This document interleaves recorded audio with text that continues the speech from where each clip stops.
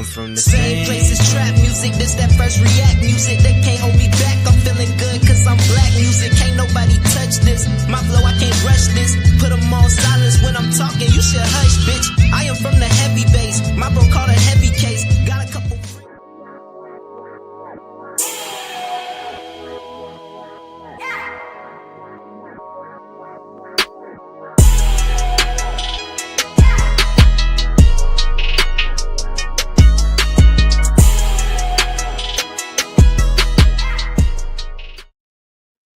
Good evening and welcome back to another episode of Cigar Sundays Live, where we define, examine, and analyze words, sayings, and phrases used in American culture. And tonight, we will be smoking on the word, the saying, plantation thinking.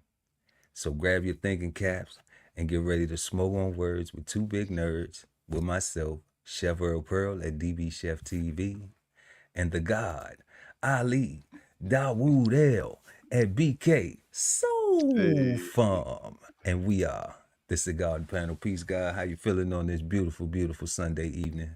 Peace, God. Yeah, I'm feeling good, man. As always, I'm actually really excited about this conversation because it's one of those things that's needed, and I've been anticipating it, right? So I've been putting my thoughts to it. So I've been able to get a lot of work done, today. So it's been pretty good.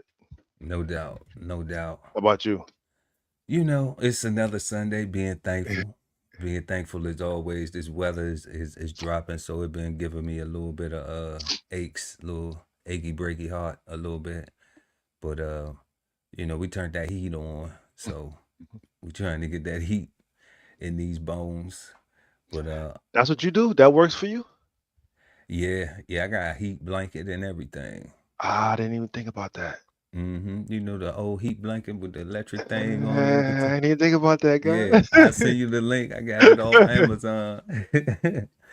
Yeah, I had to have that thing because, you know, sometimes it's not too cold outside and the house don't get too cool, but to try to conserve energy, you know, I'll let the house temperature just drop and not run the heat or the AC. You know, you get a certain amount of, where I'm at, you get maybe about a month and a half where you really don't need to run the AC or the heat.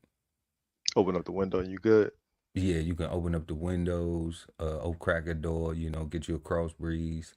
But what I do during that time is a lot of times getting closer to the end of that time, the temperature drops, so the house gets cooler, you know. So I'll try to turn on the heat in the daytime and let it kind of work with the sun to warm up a little bit. But then at nighttime, sometimes it drops, so it get a lot cooler, especially when you trying to get rest. And that electric blanket though, yeah, it's a lifesaver. Word up. Definitely. So other than that though, you know, we maintaining and gaining. Hell yeah. And elevating, being positive and productive. You know, got some things done around the house, little small stuff. I'm waiting on Amazon though. I don't know what's going on with Amazon right now. Well, I do know they about to fire 600,000 people. So we're gonna get into that too a little later in the show. Everybody getting fired by the hundreds of thousands. Yeah. That's a lot of new criminals. Ain't it? I don't understand. I don't know what those people gonna do. You know, I don't know what those people are gonna do. And I'm looking at like tax revenue. Is this synonymous with? We're gonna get into that, y'all. Yeah. Tonight, y'all, we talking about plantation thinking. And we're gonna go ahead and bring up the questions that we will be shaping tonight's conversation around. Our first question is, what do you think of when you hear the saying plantation thinking? 2, in what ways have you experienced or exemplified plantation thinking, and what was your outcome? 3, What is the connection between plantation thinking and Black people's inability to come together for a nationwide common goal? 4. Is Black on Black violence and continued hatred towards each other an effect of plantation thinking? Why or why not? And our fifth and final, last but never least, can plantation thinking exist without racism? And y'all have to remember, this is part 1 tonight's conversation, y'all. We gonna go as long as we need to go to get all of this stuff off, for the God to get everything he need to get off his chest, you know, for me to get everything I need to get off my chest. And we want y'all to exchange insights with us in the comment section in the chat, and let us know what y'all think about this stuff, because we talking about people who look like you and me. And there's a lot of stuff going on right now with jobs being cut, services being cut, you know, furloughs and different things that are putting people in very dire frames of mind. And you know, it's looking crazy out here, y'all. So we want to know, we want to know, is this stemming from something, you know, and what we possibly may able to do as an individual, you know, with our experiences being Black people here in America, you know, how we can possibly navigate and improve the quality of our lives without being dependent on some of these things, or using them in a better way to benefit us. So our first question of the evening: what do you think of when you hear the saying plantation thinking? The guy Ali Dawood at BK Soul Farm. What Peace, you think, God. God? Peace. So, so the very first thing that I think, I think of two very first things actually, right? They kind of run synonymous at the same time. I think of Willie Lynch, and I think of nigga shit, right? So when I think of plantation thinking, I think of everything that was written down or said to be have written down or have spoken in a speech, or if the Willie Lynch letter was real or not real, I don't know. I don't care. Whatever. When I read that and I see it played out in real time, I equate that to plantation thinking, because it was said to have been written for the plantation, right? For the management of the plantation, for the maintaining of a slave mind, right? Of the maintaining of property, even though even once they're quote unquote free, so to speak, right? Um, and I equate nigga shit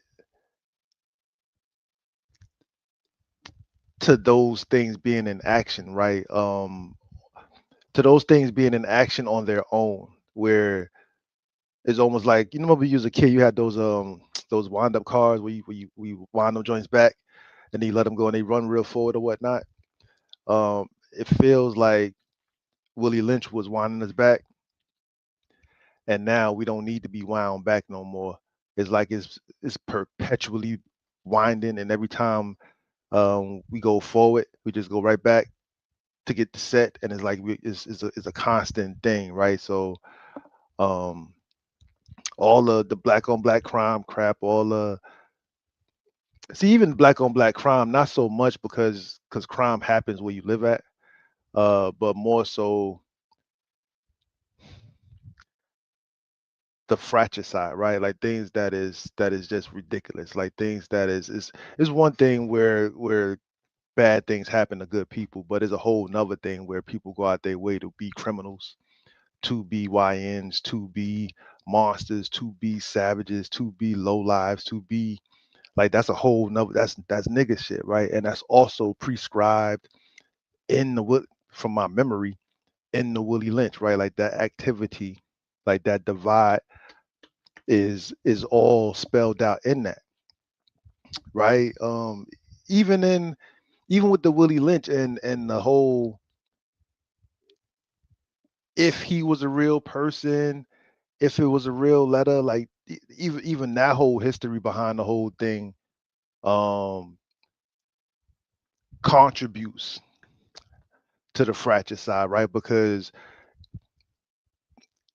if you a mind over matter kind of person, and I'm a, but there's a whole reason for this thing kind of person, and you like, yeah, but F that reason. I'm like, yeah, but you can't say F the reason if the reason is real and the thing is really stopping us.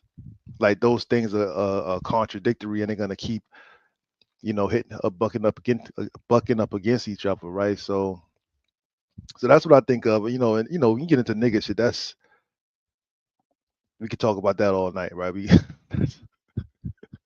All right, but I think those two things is what I could say that encompasses what I think of when I think of plantation thinking. I think of everything that was spelled out in the Willie Lynch letter, speech, whatever that is, um, and all things nigga shit, All right? things nigga shit, yeah. Because I don't think black people was doing nigga shit before we was niggas.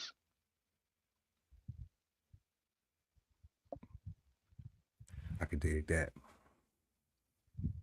I could dig that. So we are answering our first question, y'all. If y'all just joined us, make sure y'all smash that like button, y'all. It really helps us get this content out to other beautiful people like yourself who pull up and rock out with us.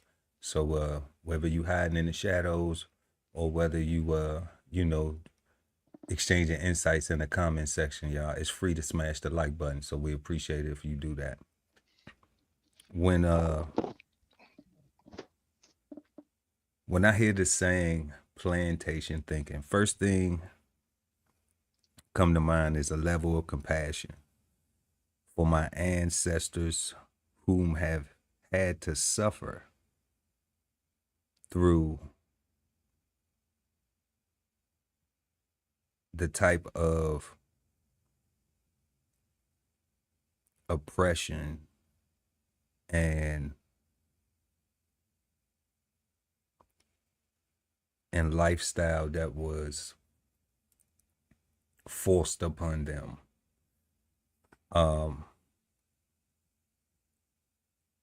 Also understanding that the current Black history still being taught today perpetuates a narrative of Black people being less than, while completely omitting all of the phenomenal accomplishments post the plantation. That's the first thing. The second thing is along the lines of the nigga shit. Only being good for a fuck and not giving a fuck. Being comfortable with the word nigga.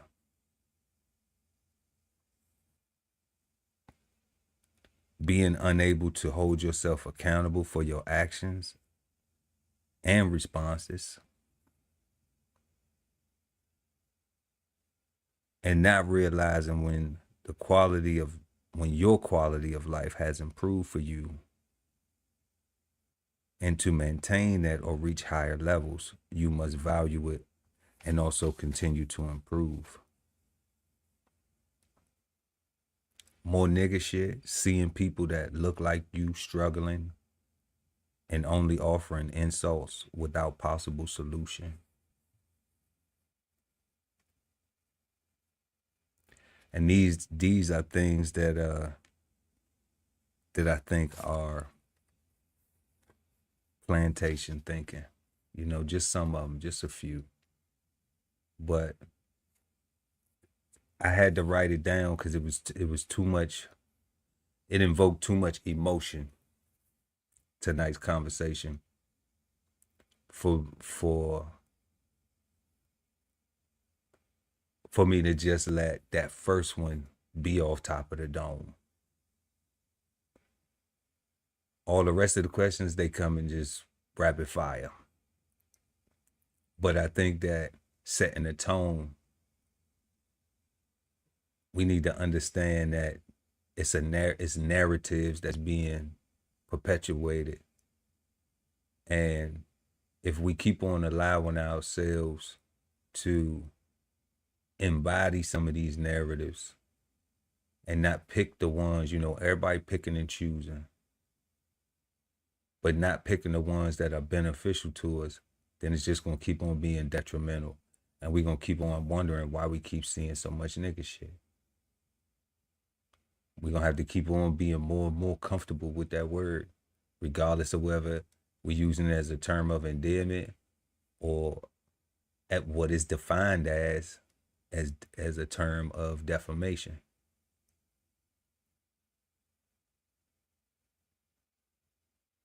So yeah, God, that's what I think of when I hear the saying plantation thinking.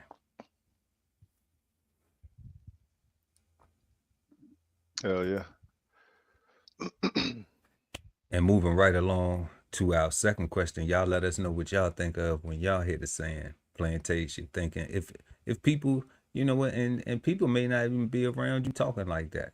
You may just be around a whole bunch of ignorant ass people that's just like, it don't matter, just do this or just do that, or it don't matter, this don't matter. If I can add one more thing, Add what you want, God.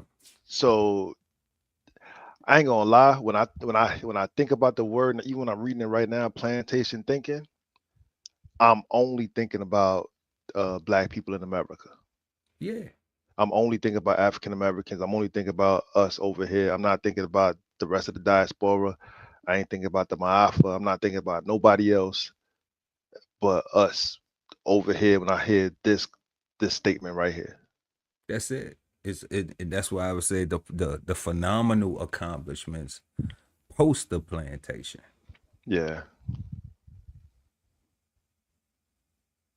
Because clearly we are on the plantation the way it's taught every single February. That don't exist anymore. Yeah, they get rid of that. Yeah, they get rid of that. like that don't exist anymore. But the narratives and the thinking, and like you said, the Willie Lynch residuals, we keep seeing that. That's how we're able to have something called nigga dumb or nigga shit or foolishness or dumbass niggas. Yeah. That's the way we're able to even, or they some old uneducated low life niggas. See, they some old. I think all that. Or you hear the other person, he a bougie nigga. Oh, he Sadiddy educated. ass. He a Yeah. Sadiddy nigga.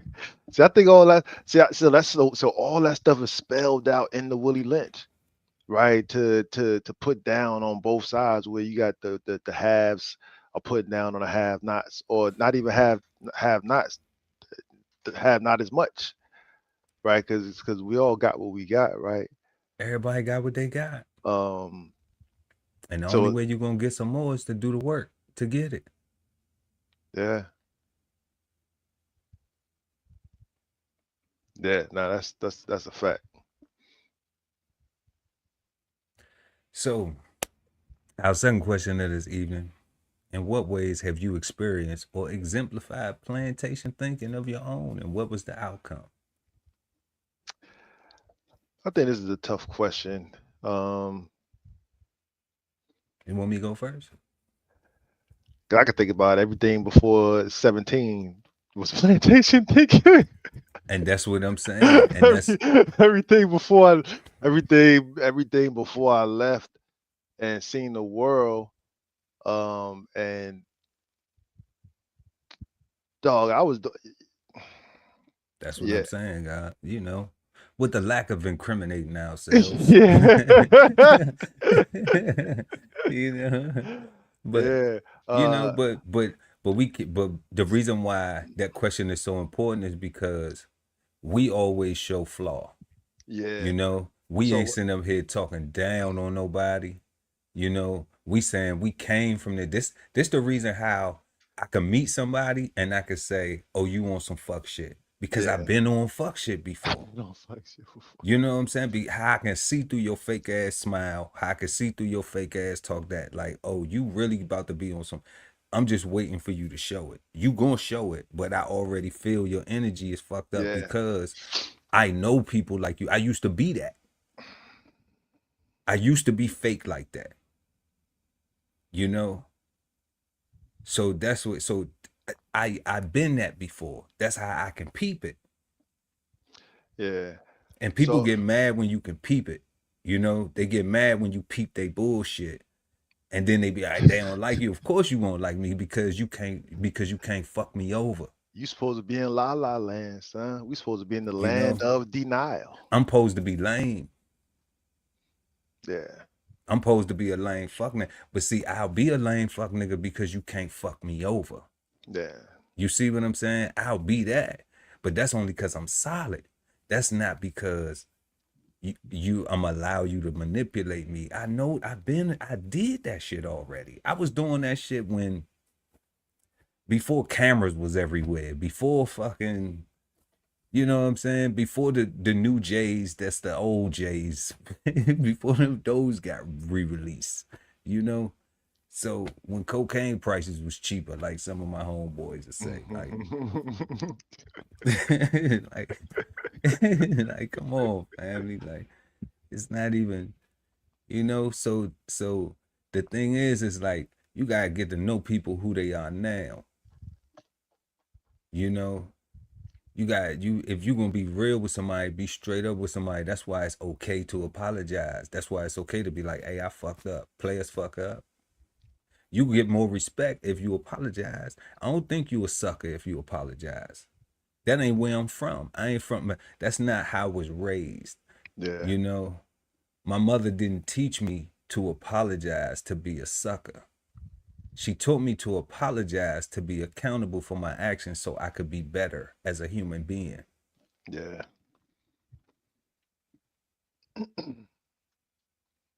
You know, so I could hold myself accountable. So that's why you go stand in that corner. That's why you getting your ass beat. That's why you want punishment and can't play the game, can't go to this, can't do that, can't do this, because you know better. I taught you better.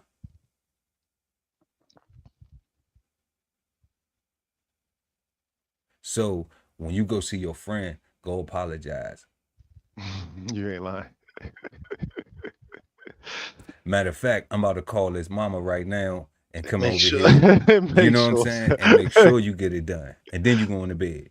You go to Type shit. Shout out to Nana V. You know what I'm saying? So like, shout out to Portia. She wasn't playing that shit either. yeah. So you know, like I ain't come up like no sucker just to be grown now and then be treated like one. Like fuck out of here. Yeah. You know, and I think people who do that, they still in plantation thinking mode. Or people who try to pull that type of shit, trying to manipulate, trying to, slick and shife and scam and be slick and all that bullshit. That's plantation thinking, especially when you try to do it to your own people. I'm saying you don't need to be on that shit at all. But like, damn, you want to do that to your own folks? You want to do that to somebody who done helped you for real in real life? Whether you asked for it or not, they did it. Just because they feel you deserve it. Yeah. Of the kindness of their heart. You even call the person kind, but then you ain't kind enough to even admit your own faults or your own, bad day you might have had. I had a bad day. I was going through some shit.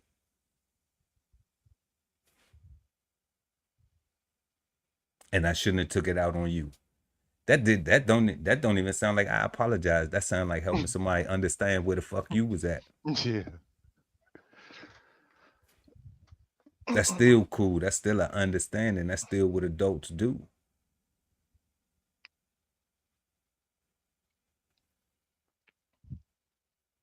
But when you ain't got that, when that ain't in you and evil is in you, You know what I'm saying? You got to be careful, man, because people judge books by their cover.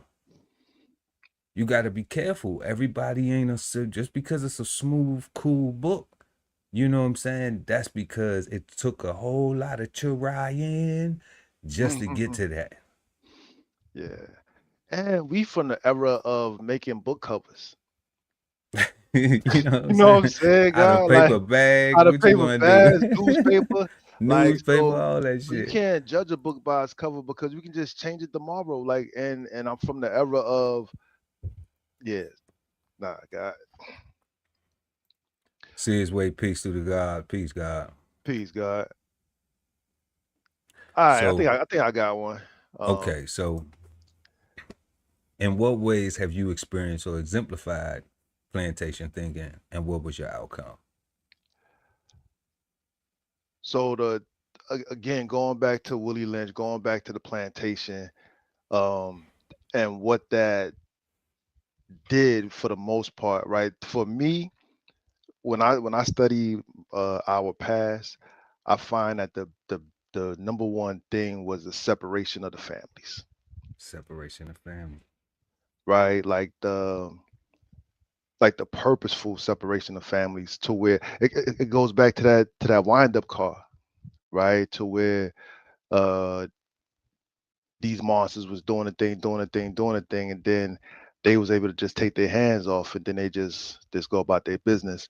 I bring that up thinking about the Willie Lynch stuff, right? And going back to the divide, the young versus the old, the dark skin versus the light skin. I think about me and my father, right? I think about the turmoil that we had that we've have had in our time together, right? And why we've had it, right? And the reason why has been because of plantation thinking, right? It's been times of um, competition. It's been times of inferiority. It's been times of superiority. It's been times of jealousness. It's been times of um, pride. It's been so much mixed emotions and unexplained, um, not even unexplained, but just undealt with, right? So just real quick. So my early childhood, my dad was around, but it was a rough around. A lot of drinking, a lot of drugs, a lot of it was volatile that time period, right? I was real young too, so I don't have a lot of memories of that volatility. I got a small memory of time that is super impactful, if that makes any sense, right? Um, and then my dad goes and gets himself together and does super awesome things for himself, right? But in the process of doing that, I get missed, right? So I have to figure things out on my own in the world, right? I'm saying all this to say because that plantation was all about separating families. That plantation was all about I got to do what I need to do for me, right? Take care of myself because I might these they might ship these kids someplace else. They might sell my wife to a whole nother plantation. They might marry her to somebody else. They might rape her tonight. They might do whatever. So all we got is right now. And if the men weren't really respected on the plantation for real, and the community or that village that they told us, it takes a village to raise a child. Like they keep talking about some African shit, right? Like I don't know no villages here in America. I grew up in Brooklyn, right? We ain't had no villages. We had projects. It was nothing but hostility and Y'all do crackheads. got the village in Harlem, right? Uh, Oh, Manhattan, where's it at? You never right? hung out there, guy? You never hung Nah, out God, there? no, No, I'm just teasing, right? guy. Nah, right. So my dad didn't have his dad to give him the guidance or the game or the ancestral knowledge that he needed to be the father that he is today or the grandfather that he is today, right? He didn't have that.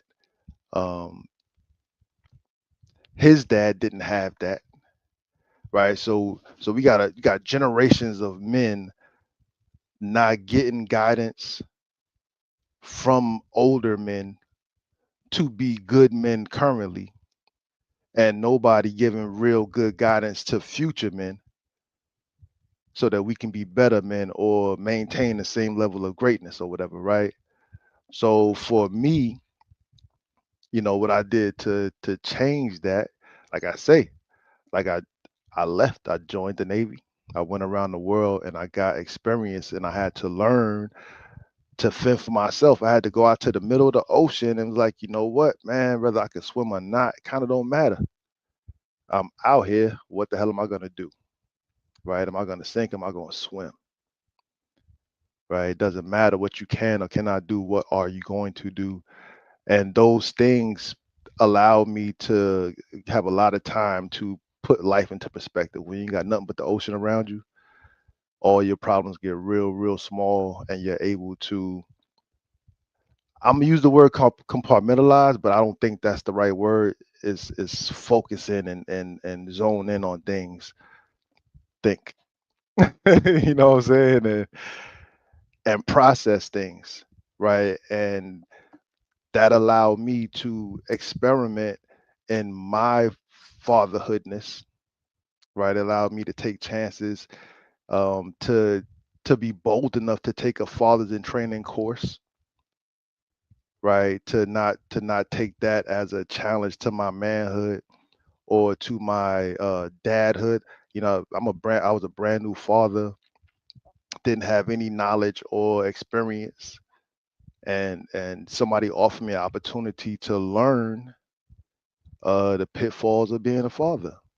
And I thank God for that, because if it wasn't for that program, I would have easily been one of those brothers that was on their way to hell, right, for making a mistake or not thinking, right, by being victim to it's just a bunch of crap, bro. Um, so that's what I did, right? I took some time to think about what it is that I really needed and what I really wanted, and I took some steps to challenge myself and my family to make my dreams come true. Right? Super hard, super difficult. It is not always. Every day doesn't look like it's happening, but every day I wake up knowing I got a new opportunity to be the best version of myself. So I got a shot, I got a chance, right? So that's what I do. I look forward to the future. I look forward to my opportunity to make my right now great, right? I teach my children. I impress upon my children. I'm leaning on my grandchildren. All of my friends, everybody that know me, God, everybody grows food, right? Like everybody grows because I recognize that if the if the family element was missing, if the village was missing from my childhood, from my environment, and we know about this thing, then it's up to us, it's up to me, if that's what I want,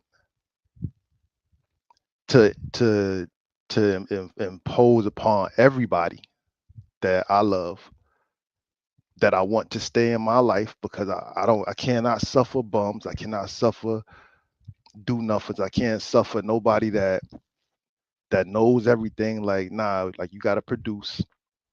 Like I'm over here I'm about building and making money. So it's like if you're lazy, stay over there. Right. So that's what I did, God. I took that family separation thing, and I made it my point to make myself family focused. No doubt. No doubt. Definitely within plantation thinking and not being afraid to relearn some things. Like one of the key things you said that that was mutual was, you know, I didn't meet my dad till I was 40. And you know, I had my stepdad in my life, but he was a traumatized veteran. I Right. had my granddad in my life, but he was also a functioning alcoholic. He provided a lot. He knew a lot. But as you know, as men you have some flaws, you know. And who knows, like you said, what men were his example that he got his stuff from. You know, some of the good things that I saw, I still practice those to this day. But it took for me to actually say, looking at that village concept, like, would these things right here help structure a strong village? Will these things allow to be fruitful? Or are they things that are actually traumas of the past that now are playing out because, you know, we ain't have mental health? Or, you know, back in the day, it was a silent generation. They ain't talk about stuff. People actually got married and it was for better or worse, rich or poor, sickness and health. Their vows to God was that. You know, so whatever you came with was what you came with, and that's just how you was. People didn't know how to talk about things, and communication wasn't emphasized the way it is today. So I definitely understand and admire the fact that you had that in your journey, as far as saying, you know what, I'm going to I'm going to put my pride to, you know, the bad pride, not the good pride, the bad pride to the side.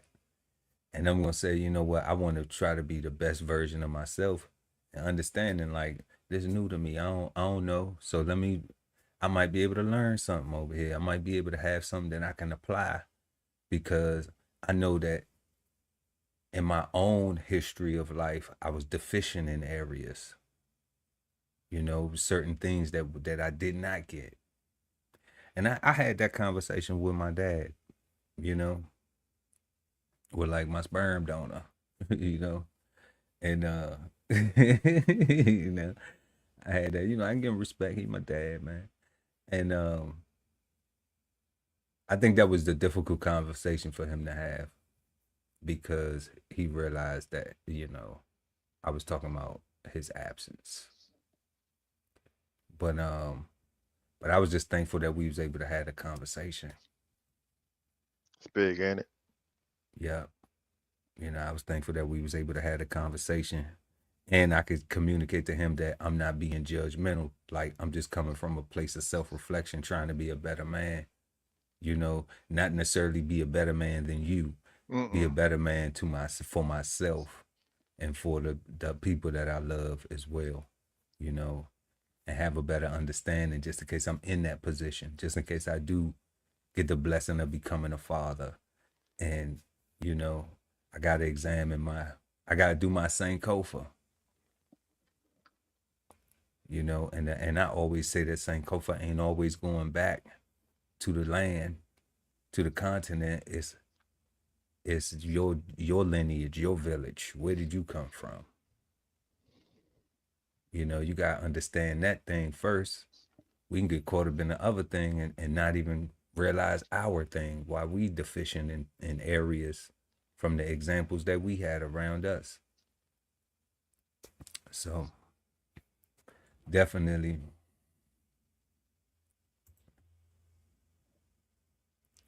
we have experienced plantation thinking, and have seen it exemplified. So our third question this evening: What is the connection between plantation thinking and Black people's inability to come together for a nationwide common goal? A nationwide common goal. And we ask this question because, we see groups of Black peoples able to come together for different groups. You got the blacks in government. They a whole bunch of Black people that work in government and agree with, like, yeah, we gonna get together because we all the Black people in government. I don't know if they feel like they got a voice or if they make a change or if they do something, but they'll get together and throw parties and day parties and shit like that. You talking about the caucus? Yeah. You know what I'm saying? And then you'll have, like, all the Greek people, the alphas, the deltas, the sigmas, the Qs and all that, they be all them, and they get together and they, come together and they do day parties and shit like that, you know what I'm saying? But they don't necessarily, maybe a sprinkle of them do work for the government. Maybe they work somewhere else.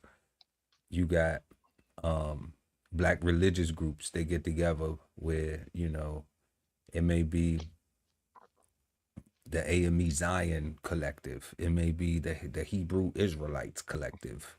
It may be, the National Christian Society of Methodists, whatever, But all of these groups are individual groups. It's not a nationwide, everybody have an agreement on one thing, some form of unity.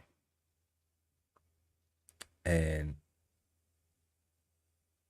that's why this question is posed, because we even see in communities, I ain't even gonna say in communities, I'm gonna say in neighborhoods where, people tend to flock to each other to be comfortable, like, when it's like, when the reality of the situation is, it's like everybody live here. Everybody is accountable. Like the rules don't apply to one person, the rules apply to everybody. So we all gotta follow the same thing. Like, we all in this shit together. But there is no realization, there's no desire to be common in those things, even on that level. So the question is, what is the connection between plantation thinking and Black people's inability to come together for a nationwide common goal? Let us know what y'all think in the comment section. In the chat, in the chat. I'm looking at that question, God, and the first thing that sticks out to me, my emotions is making me scream out and say the nation don't love Black people. So there's no way to have a nationwide goal or a common thing like that, anything that we can do nationwide, because the nation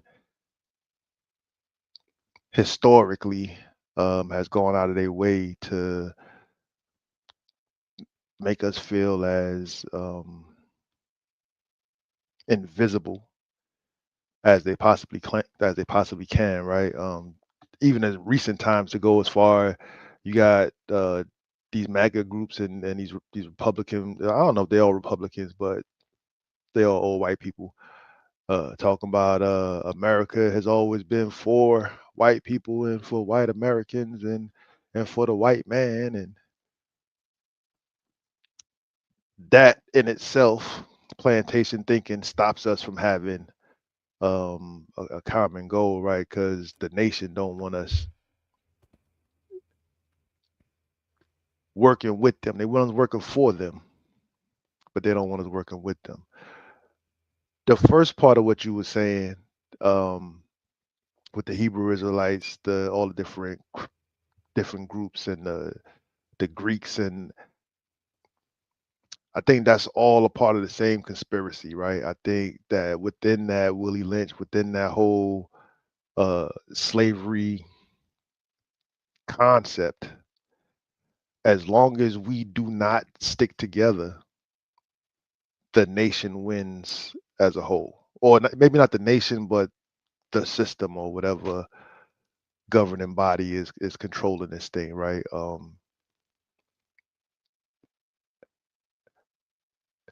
Somebody else wins other than us. Yeah. So and I say that because plantation thinking is not limited to if you of the mindset that you came from the continent of Africa, or if you come from the Americas, right? Like, but the fact that those two thought process exists, Right. right? It limits. It creates a whole problem, right? Did I come from Africa, or was I already here? Was my ancestors ever enslaved, or was my ancestors one of the freemen? Right? Like it's a constant. So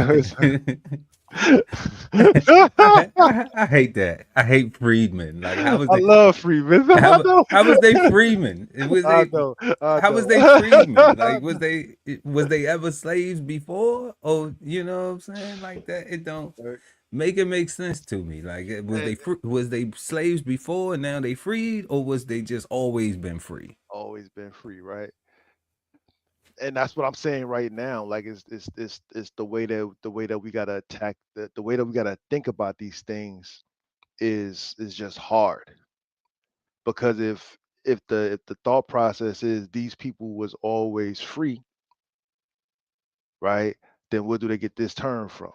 And if they was always free, are they the same as the ones that was enslaved? Right? Are they the same people? Like it's just a constant another way to make us fight against each other in a system that is laughing at both of us. Right? We think about the minstrels, right? The minstrels started out like that was like the newspaper and the TV for everybody, and they was making fun of free black people and enslaved black people, right? Like that's how America was seeing how the slaves, like, slavery wasn't everywhere, right? All white people couldn't afford to be slave owners, That's right. That's right? right. Everybody couldn't afford a TV. Everybody couldn't afford, so when they went to see the shows and they went to get their information, or if they talked to somebody who did go to the show and they passing information second hand, third hand, playing a telephone game, and they telling you what they learned about black people on Saturday Night Live, right? Like that's divisive, right? That is plantation thinking. Like plantation is divisive in itself. Like there's no way to, to be. All right, like we really gotta say fuck this plantation, like, and we gotta say, like, we gotta either acknowledge that we're all on a plantation, we were on a plantation, like we gotta acknowledge some commonality so that we can combat it. But right now, the plantation got us thinking that we wasn't all on the plantation. The plantation got us thinking that the house Negro and the field Negro are two different Negroes, That's crazy, right? That's right? crazy to me. Like y'all both think y'all both got the same address, but y'all different. That's crazy to me. Y'all both getting whipped whenever master feel like it. Y'all both getting done up, whatever master feel like. Y'all both in the same situation. Y'all both getting bought and sold. Y'all both got the same exact status. Same exact status, property. Property. But plantation thinking got will have a person thinking that the house slave is doing better and they got a higher status than the field slave, right? Because it's like, oh, I'm outside. And where does the information come from? It can only come from one place. Like I can't see for myself. I can't see us, God. We both enslaved. They take you in the house. They leave me outside. We both came to work at the same time, so we both know we both slaves. And when they take you in the house at the end of the day, and we I don't know how we forget that we was both slaves that day, bro. Like our status is the exact same, right? But that's that plantation thinking. Like it got us. It got us separated. It got us no commonality. We can't even agree on our history here, Right.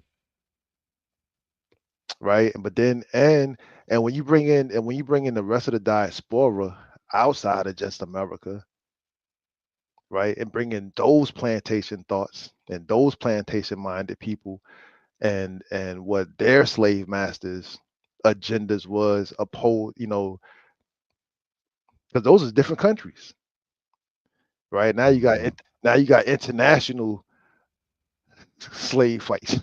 You know what I'm saying? It's like Right. Right. my slave master was better than yours. No, Right. now you got to put the pinky up. No, sir, my slave master was better than yours. And you got Right. There you you go. got to do.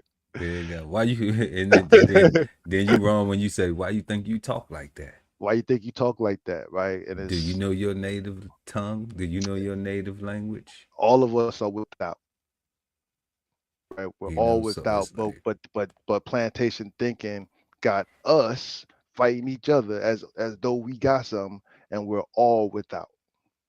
and we all without, right? We all trying to maintain what we have. And what the God say right here? Says what he said, we fighting for whose slave master is better. Yeah, and I'm saying, man, let's jump them. Let's jump let's up. let's jump them. That's what I'm Let's saying. jump Let's up, jump right? 'em. Let's jump. That's a start. That's a start. Kick You it know, off. let's get these leashes tangled up on their side. Pop it off, right? Get it popping. So we are answering the question, what is the connection between plantation thinking and black people's inability to come together for a nationwide common goal? Um, yeah, God, I agree with so much of what you said. Um, the biggest thing is I wanted to point out was just that because it's coming from the plantation.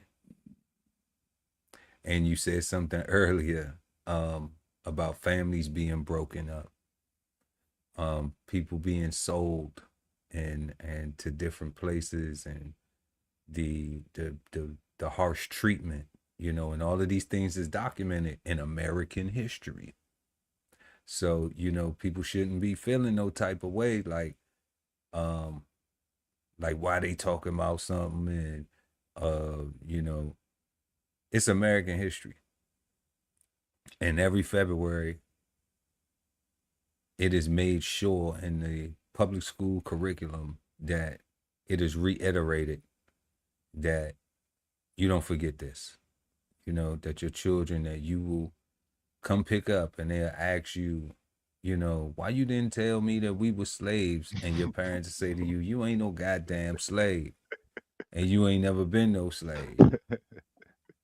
And neither was I, and neither was your grandmama or your mama or your daddy or your uncle, or your cousin.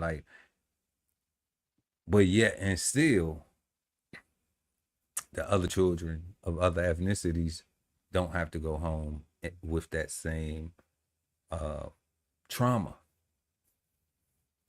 So it is because of that, I believe, that it is continued, that it continues to resonate, and because it just gets planted and replanted and reseeded, and then all of these effects, effects, effects with the E, all of these effects afterwards of this division and the house, like you said, the house slave and the field slave mentality.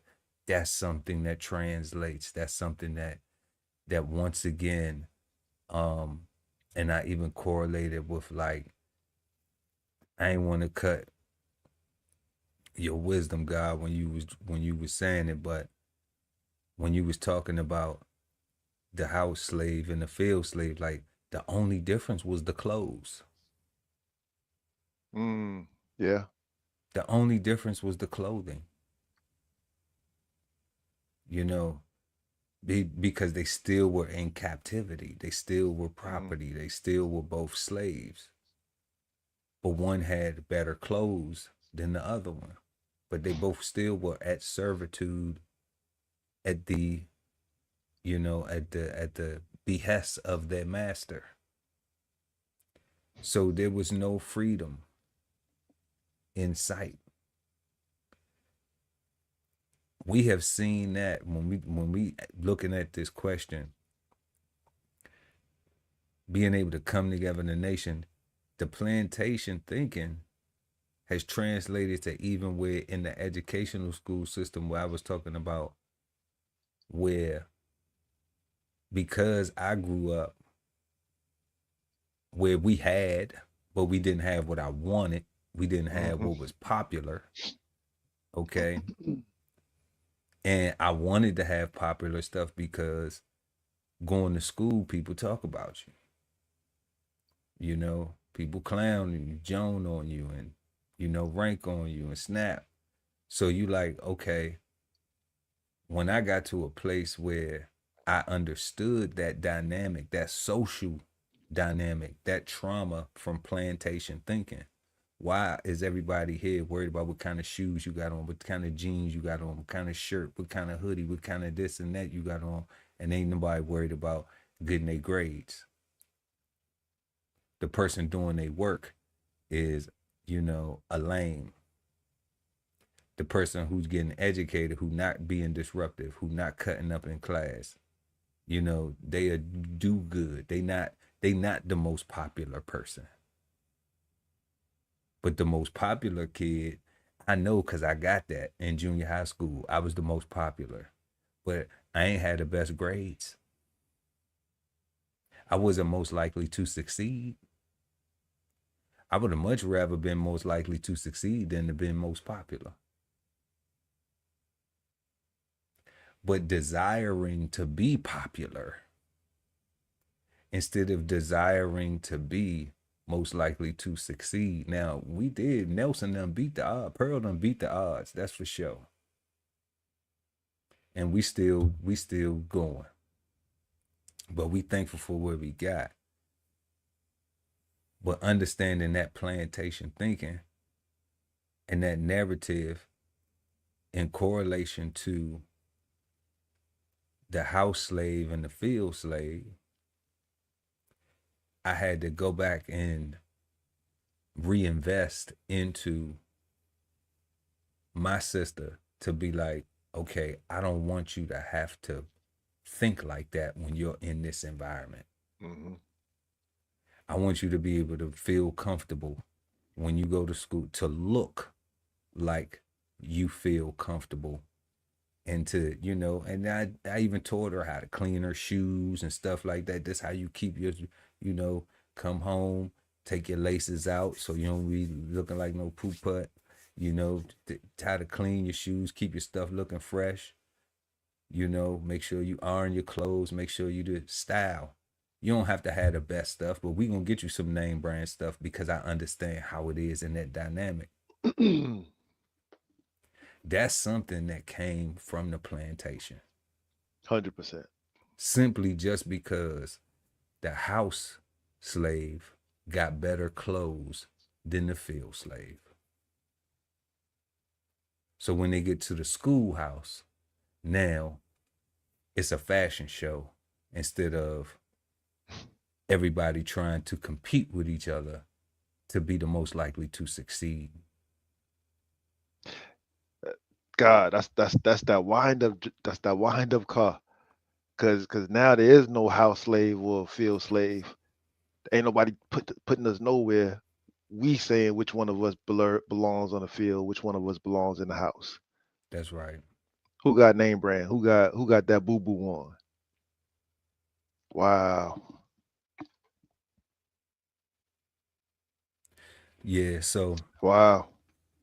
So I think that we've been experiencing a lot of plantation thinking and a lot of plantation mindsets and things that have just spiraled from that place, that a lot of times we don't even understand that that's what we going through when we in it.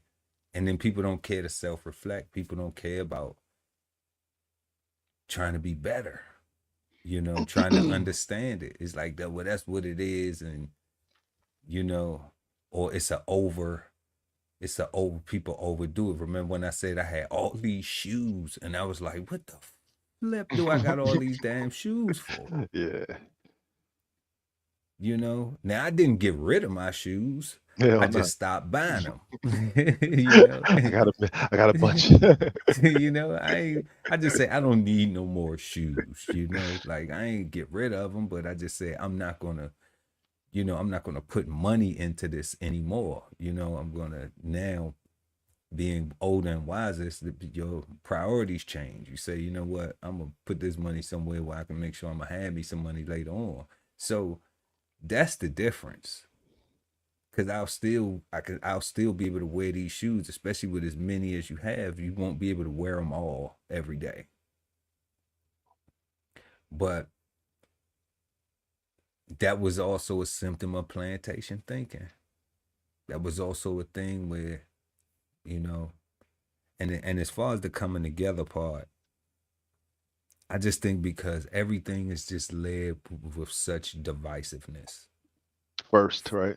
First, yeah, from religion to, you know, um, to social clubs, social groups, just even mindsets where, you know, where people where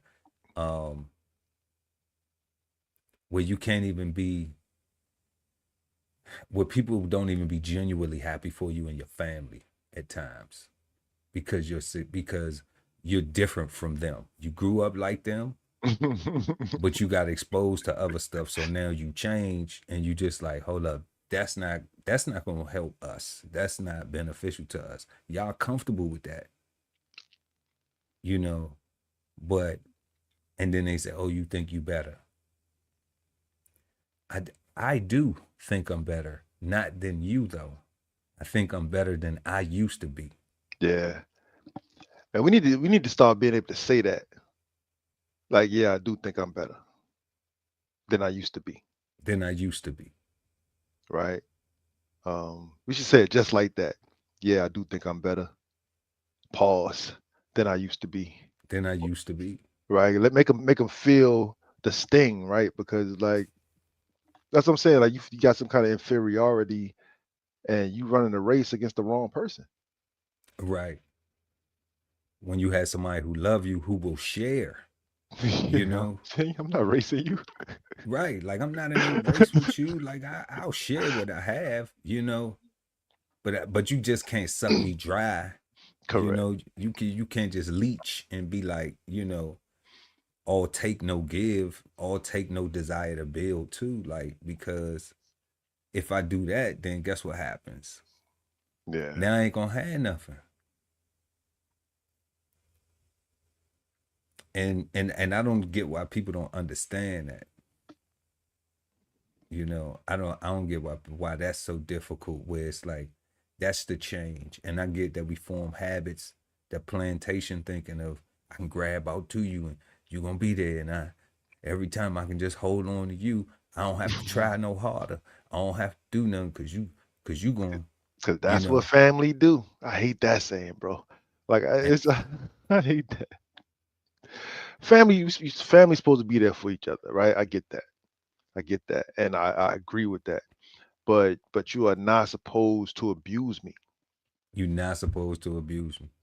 Like you're not supposed to want to abuse me. You're not supposed to want to hurt me. You're not supposed to want to take advantage of me. Like you're supposed to want us all to keep being family, right? And keep being able to lean on each other when we need to, and keep. But if it hurt when you lean, I'm gonna start moving. I'm gonna, you know what I mean? I be Yeah. thinking family thinks that that because you have unconditional love for family, that you can't develop a dislike. Love and like are not the same. And love and like are not the same. So I really think that people don't get that. They, you know, they misinterpret it, where it's like, you know, you could tell a family member like, I just don't like you, man. You know what I'm saying? Like, and it's not that it's all of you. It's things that you do. You know what I'm Yeah, saying? It's a difference when you say you don't like somebody and they ain't doing shit to you. Like you just, if you want to like somebody and they ain't doing shit to you, like you probably really infatuated with that person. yeah. Cause they ain't doing shit to you. They ain't thinking about you. They ain't bothering you or nothing. They ain't causing you no harm or nothing. All right. But if somebody doing some shit, like constantly doing some shit, and you and you under and it's affecting you, then yeah, you could develop a dislike. That's the way it always happens when people constantly doing stuff to aggravate you or to bother you or to, you know, then you just like, why you treating me like this? What have I done for you to treat me like this? Let's have a conversation because I'm beginning to not like you. I love you though, family, Man, but I'm beginning to not like you because you keep treating me like I ain't shit. You know what I'm saying? And it keeps hurting. right, and it keep hurting and like I ain't treating you like that. I ain't doing that to you. I ain't bothering you. No matter what you might be thinking, I'm not doing that. Yeah, like I'm just not. Like my day don't even consist of thinking about you sometimes. Like it's not even being Real. negative. I'm a But Pisces. it's just It's just the truth. yeah, God, I'm It's like just the truth. I'm swimming. I got shit. I got places to go, shit to do. You know what I'm saying? Trust me, when I'm sitting in one space, cause my health has got me just wading in the water right there, just chilling by the, like when I'm just like this for a day or two, man, I'm like, man, I got to go swim. Like this shit is, you know. So definitely, it's one of them things where I think that plantation, these things that have come from the plantation, we just don't evaluate, we just don't reflect on it and evaluate it enough to do the correlation. But this is just part one, y'all. We gonna definitely, like we said, this is a series of shows. This is just part one of plantation thinking. We are gonna have as many of these as we need to be able to try to gain some more understanding of this thing, because I think we all are affected by it. I'm seeing Scissorway's comment, the one above that one. Yeah, this right here. I'm good on all slave talk and all slave movies and slave history. I think I agree. Right. Um, I think not this statement, but I think the thought process that um our history is only slavery is plantation thinking. Yeah, yeah. Right? Like we can't have no convers again, like the Helping Hands movie, like that didn't The like that's help, the help. nah What you nah call it? nah the Helping The Hands was It was about some women, right? The help, or nah the was it help the helping hand? nah Helping Hands, the neurosurgeon, Ben Carson, that was not the Oh, name of his gifted hands, Gifted Hand. Yeah, my gifted bad. hand. I You know, apologize. nah, it's okay. We put respect on Ben Carson because he, you know what I'm Yeah, saying. Like Ben Carson is a right. living legend. People don't even know it. They just Nah, think because he was nah, dealing with Trump, like that negates everything, But and that's what I'm saying. nah, Like his story is not his story is shouldn't be limited to just that movie, is what I'm saying. Like right. that's a great landmark in American history, um, and greatly in Black history. Like In that's Black that's History, hell yeah, Ben like that's Carson. that's that's our fucking thing, right? So to limit him to at best just a movie, and then to try to belittle him and call him, well, he's the president of HUD or some shit like that. He did that. He done with Uh, that. yeah, right. Like, He did that. He done with that. Or the worry about who he married to, who he yeah, screwing. It's like Yeah, that's Like not who important. cares? You know, The neuro like part was great, like the neuroscience part, the all yeah, things medicine. you know, like you gonna tell your son or daughter like don't try and do that because or you might get a white wife or you might get a white husband or some shit like that's stupid as fuck. Like I Don't don't get don't that. be a doctor. Don't try to be uh, a Nobel Peace Prize winner. Don't try to be, you know, the best version of yourself. Don't try to aspire to go higher than Ben Carson because, you know, it's like, man, people got who's for them. Yeah. People have who's for them, you know, and and we're not looking at Ben Carson as our savior, Lord and Savior and shit, you Nah. know. You know, like I, that's s- the I see I problem. see I see Ben Carson, like I could tell my grandson, like, yo, son, you can be a neuroscientist. Like You you can be a like neuroscientist. you could, like, there's things that you can do, like we're everywhere. Like we are so imposing, like we are so impactful. Like, and that's a story. That's how I give it up. Like I love myself. I love being black. Right. And it's not, oh, because I made it, oh, not I, because my ancestors made it out of slavery. Like we was black way before slavery, Way before slavery, right? Like way before there was white people even, right? Like we was black, right? So before Christ existed. before Christ, that's why I say before white people. Before, Before ancient Kemet. you know what I'm saying? Like we've been black, you know, The Dogon. You been know? black, right? So Come on, man. so all these, like, so they got, other people got us just hating ourselves so much, and the standard is them. Yeah. Yep, Sizway says about to say, yeah, I do think I'm better if you say anything counter, then I'm better than you too. I'm just saying, like, ain't nothing wrong with, you know, people have put this in such bad context and, you know, to where people feel as though they they're being insulted or something, I guess, or you know, or oh, you think you better than somebody. Like, If I made better choices, I'm making better choices than you. So yeah, with context, what are you putting it as? You know? Yeah, I I'm got, making better choices than you. So in that area, if the area you're talking about is a comparison of who's doing better, then you may be right. Just based on the evidence, based on the comparison that you're making about that particular thing. That's fair. because I'm a You good know? listener. But if you but if you not even looking at yourself, then all you doing is trying to be negative. All you doing is trying to be little. All you Yeah. doing is trying to agitate, aggravate, and trying to cause a reaction, a negative reaction, because you're not coming with nothing that's trying to build. You're not saying you doing something better. How you doing? How do you do that? You're not coming with trying to learn. Like, okay, I know I'm fucking up. How do I do that? Because I know that I need to, you know, it probably would be more beneficial for me to be conducting myself like that than it is than what I'm doing, than the path that I'm already taking. Now, what people fear is that as if you're gonna meet somebody who's plantation thinking to say, well, don't fucking ask me, figure that shit out yourself with your dumb ass.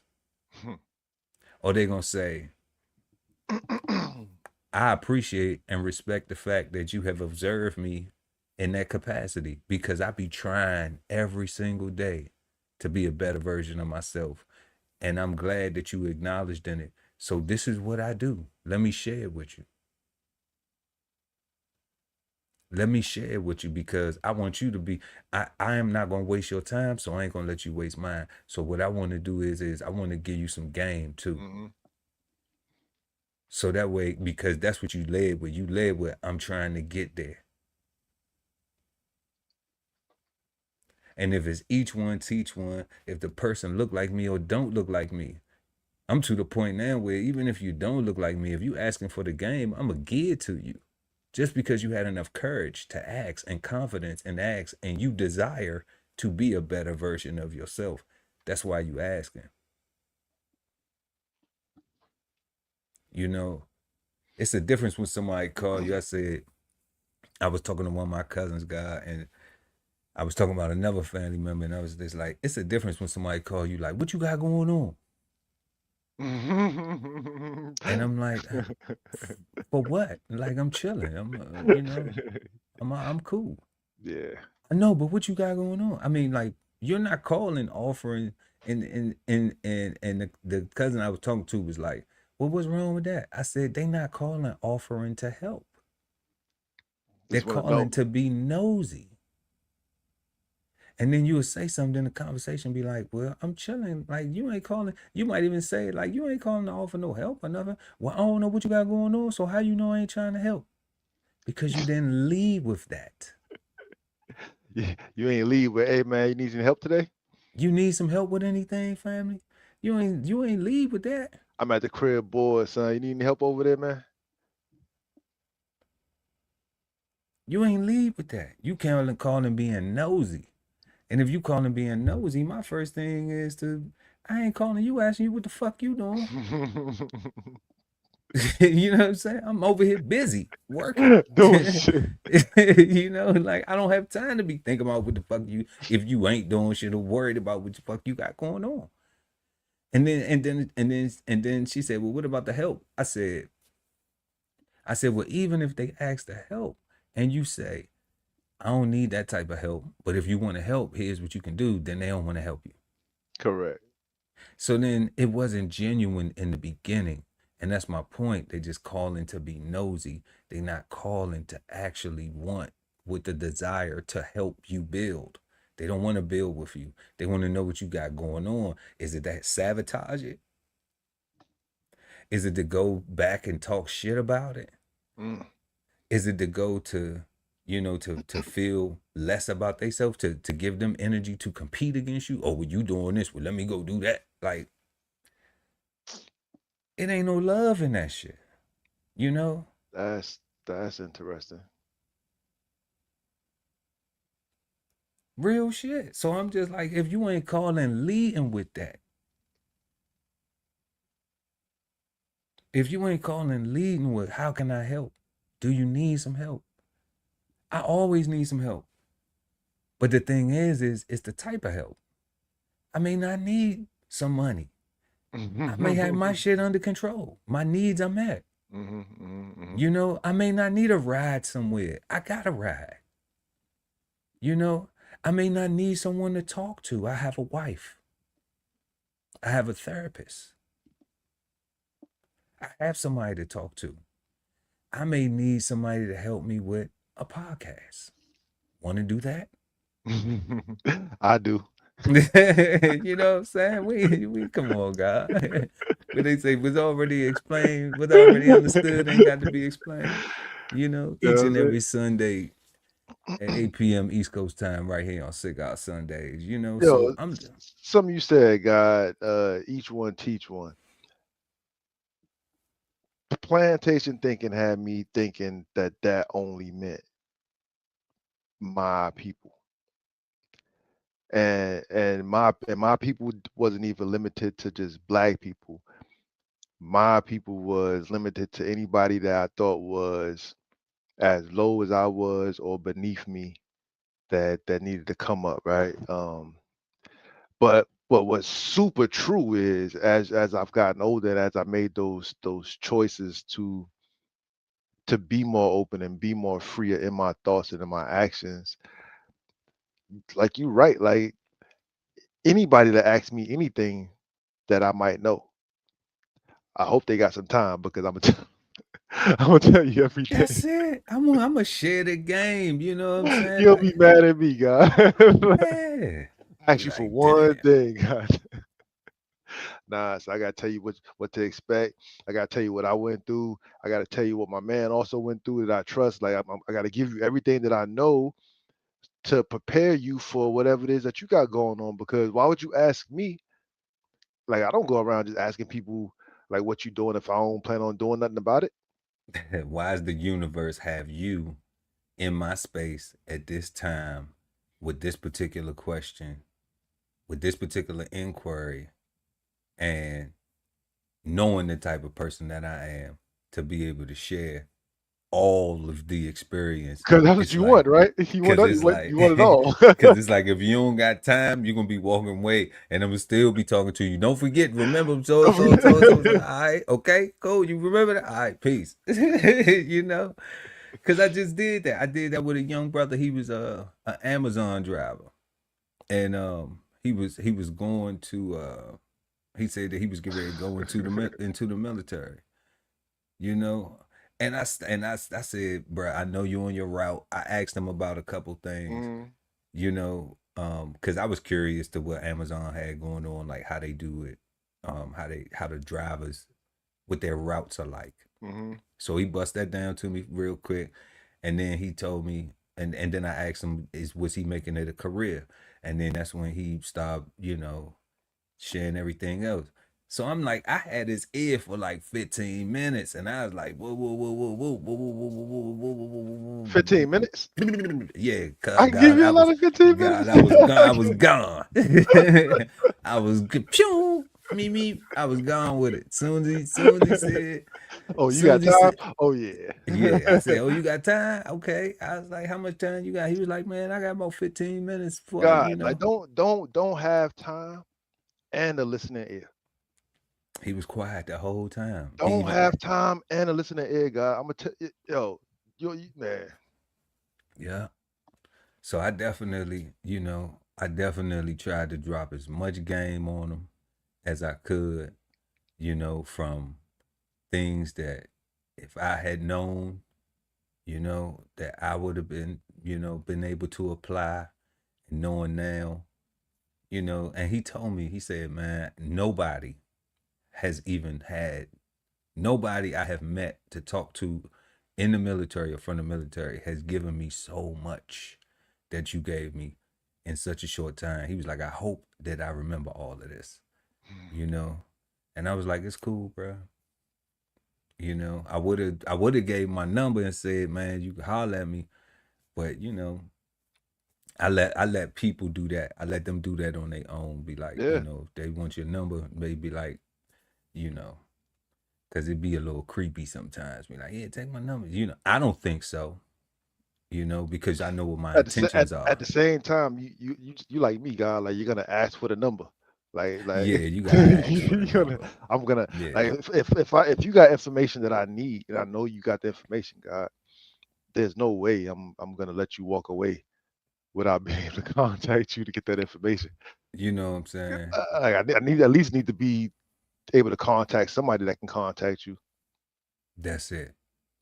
That's it. You know, unless you're a young lady who I give my number to, and then you lose it, and then act like I'm supposed to go out my way to give it back to you, and I'm just like, I'm not doing that. Back in the days when I was young, I'm not a You kid know, anymore. I'm like, I ain't doing that. Like, if you lost Mm-mm. it, then you didn't value having it. And now I'm not going to go out of my way. If I'm talking to you right now, then take it. I give it to you again right now. You know what I'm saying? But if you don't got, but then you want me to go write it down and bring it to you again, like, I ain't doing all that shit. Like, are you serious? I got bad knees and a bad back. Like, like don't mistake my efforts to preserve my energy as arrogance, or to somebody thinking they like that, or this, that, and the third. No, you think I'm like that. I know I'm like that. I've been like that for a long ass time. You know, worked hard to get like that. Oh, I might be mad at Ali every day because he's going to give me all the words. That's right. Hell yeah. That's right. So look, y'all, we had just got finished answering our question. What is the connection between plantation thinking and black people's inability to come together for a nationwide common goal? Let us know what you think in the comment section, in the chat. Let us know what y'all think in the chat. And you know, we always gonna give feedback. Make sure to go ahead and smash that like button. I don't know how many people in the building, but we appreciate and love all y'all for pulling up tonight. So go ahead and smash that like button for us. It really helps us get this content in front of beautiful people like yourself. But we're gonna go ahead and jump in to tonight's flavor bombs before we go and finish the rest of our questions for this evening. Flavor Bombs, presented to you by DBCHEFTV. So we got the impacts of the government shutdown. As y'all know, the government been shut down for about 26 days, something like that, going on 3-4 weeks, almost a month now. And it's getting kind of hectic, man. Military people not getting paid. I don't know, it was a drop in the bucket. I think the Milton family or somebody donated a few dollars, but they said that that's real short. Like that might even cover, I don't even think that will cover the Coast Guard. And I think they only got like 40,000 people in there. Paychecks by donation, God? Yeah. Yeah. Any way we can get it, we'll take it. You know? Oh man. It was wild. It was wild. This is the wildest time ever. What a time to be alive, you know. And then we got 600,000 jobs at Amazon going bots. And that's right. I didn't put going to bots. It's going bots. It's going robots. So, you know, that's going to be very interesting to see what that looks like coming up, because I heard that people are getting notices that as soon as November 15, they did say that they were going to be doing their normal holiday hiring, of course, but that may be short-lived, like next year after, you know, where those jobs are no longer available, even at part-time. So it's very interesting. But we're going to go ahead and get into a couple clips real quick, and then we're going to get back to the show, y'all.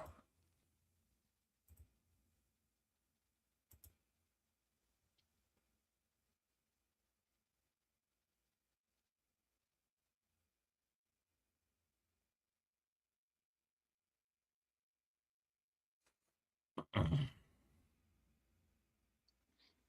26 days is a long time. The government shut down this morning, now in its 26th day. The strain on millions of federal workers is more pressing than ever. More than 500,000 missed their first full paycheck on Friday. Another 700,000 plus will miss their first full paycheck this week. And starting in November, federal SNAP food assistance benefits for some 40 million Americans could run out. Everyone's afraid. Everyone's worried that, you know, they're not going to be able to feed their families. Food banks like this one in New York City are inundated. Well, we heard that next month we might not be getting any benefits, so we're trying to stock up before something happens. In Denver, this pantry tells us demand has doubled. Many there seeking assistance for the first time. Now, their shelves are nearly bare. It's insane to see what we're seeing right now. The desperation is real. In California, the governor deploying the National Guard to help with the surge in need at pantries. And in Alexandria, Virginia, this furloughed federal employee tells us she's furious at lawmakers, feeling like a pawn in a game. They need to go without a paycheck. They need to get low on food so they can understand what we're dealing with. It's not fair. It's just not fair. There's still a stalemate on Capitol Hill. In the Senate, a funding bill has failed now 12 times. Democratic leader Hakeem Jeffries is calling on Republicans in the House to negotiate an agreement. Democrats are ready to sit down anytime, any place with anyone here at the Capitol or over at the White House. Speaker Mike Johnson has the House slated for its 5th consecutive week in recess. Those lawmakers still getting paid all the while. And as the administration tries to get creative with ways to pay certain federal workers, the Pentagon has confirmed that that anonymous $130 million donation to help pay troops if the shutdown continues. But it's a drop in the bucket, Gio, as that bill is expected to cost some $6.8 billion. Absolutely. All right, Alex, thank you so much. And from you, we turn to the shutdown's effect on travel. The FAA warning of delays this weekend because of those staffing shortages we've been seeing. And ABC's Faith Abube is right there at Atlanta's Hartsfield-Jackson Airport. That's the busiest airport in the world. Faith, good morning.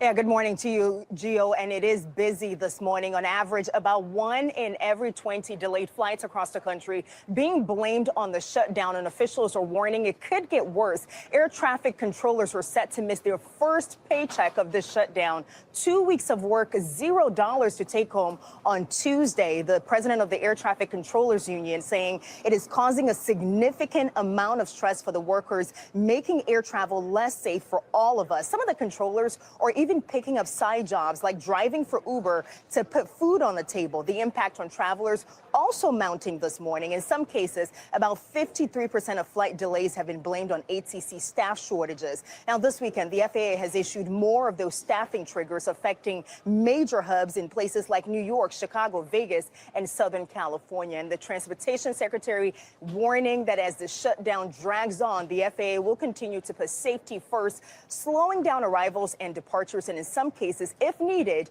they will cancel flights. Janae. We are seeing those widespread impacts. Faith, thank you.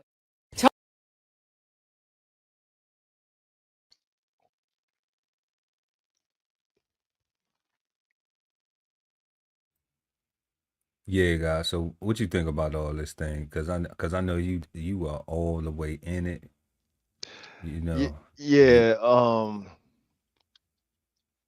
The one thing about that story that bothered, like 26 days is a long time. I'm definitely impacted, affected, and all that stuff, right? But as an American, the one thing that bothered me about that story is the stockpiling of food, right? Like Okay. that is like I get the fear, right? But that is like the worst thing that you can do. Like that is how you gonna that's how you fast forward us to criminals. That's how you fast forward us to the purge and all that stuff. That's how you fast forward us to anarchy. Because what happens when you have a power outage, Mm. right? And or what happens when you have a power outage that's on purpose? Because they realize so many people stocked up their freezers and they deep freezers and they're not as impacted as they want us to be. Like what happens when this conspiracy thing is really real and your actions are the reason why things are going down the way it's going down?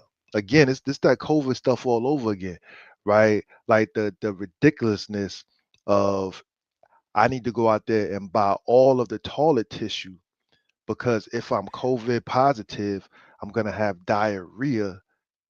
Is so insane because if you're COVID positive and had diarrhea, you'd be in the hospital. You wouldn't need none of that toilet tissue in the hospital, right? Like you just need your regular amount, right? Like so, and this what I'm saying. This is why 1016, 160 self-sustainability is so important. This is why supporting your interest in living is so important because somebody will scare you to death, right? Somebody will scare you into putting a bullet into your own head, like going out there and food stamps is running out. We're gonna stock up, stock up, stock up. If you need food stamps and stuff like that, I'm thinking that you don't have the resources to store that food long term. Not, some people might. Dry goods. People will pile up dry goods. Yeah, but I saw meat. Yeah, like the meat. Forget about it. I saw meat. I see the dry goods, right? But I saw meat. I saw people getting things that's not sustainable. Yeah, like you're gonna have to cook that, and like you said, if it's a power outage, then What you gonna do, guy? You have to cook it. You have to cook it all. Yeah, folks. But that's one of them things where like, See, that's why I'm thankful for growing up, having enough, Mm-hmm. but having, you know, a grandmama and granddaddy from the South that knew how to make things, you know, work, put stuff together, you know, and then having a mama that didn't cook like that, and we had to put stuff together, and then being able to go into my career and be in a position where at times with subsistence you have to learn to put stuff together, also operating in a capacity with people um, in the form of repatriation missions, Mm-hmm. and you have to feed those, but you have to sustain those people while you have them in your Mm-hmm. custody before you return them to their country. So, you know, I tell folks all the time, like, man, you going in there trying to buy hot Cheetos and, you know, this steak and all that, you better get you some big ass bags of rice. You better get you some beans, you know, some dried vegetable. If you can, if you ain't growing nothing, if you don't have nothing growing, you know, then you're gonna need that rice and that beans, get you some flour, you know, get you some salt, some sugar. Cause see, people don't realize you can barter that shit, you know. Yo, Folks might not have no salt, they may not have no rice, you can barter that stuff, man. yo, real quick, God. Free game. Everybody go to the grocery store, get you a bag of potatoes. Bag of potatoes. Put that bag of potatoes inside of a brown paper bag. Put that brown paper bag under your sink. Let it sit there for about a month, right? Let's let it sit there, right? A bag of potatoes costs like I want to say like $5 maybe, About $5, yeah. and I want to say you get like 30 of them, 20, 30 of them, right?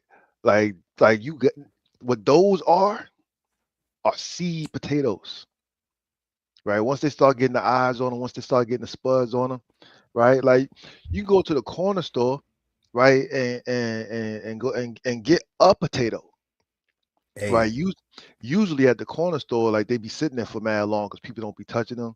People don't think they real food. So that's what I do. Like I go to the corner stores because it seems like all their potatoes be ready for seed, and I just cut them joints, throw some aloe on them. What you don't have to do.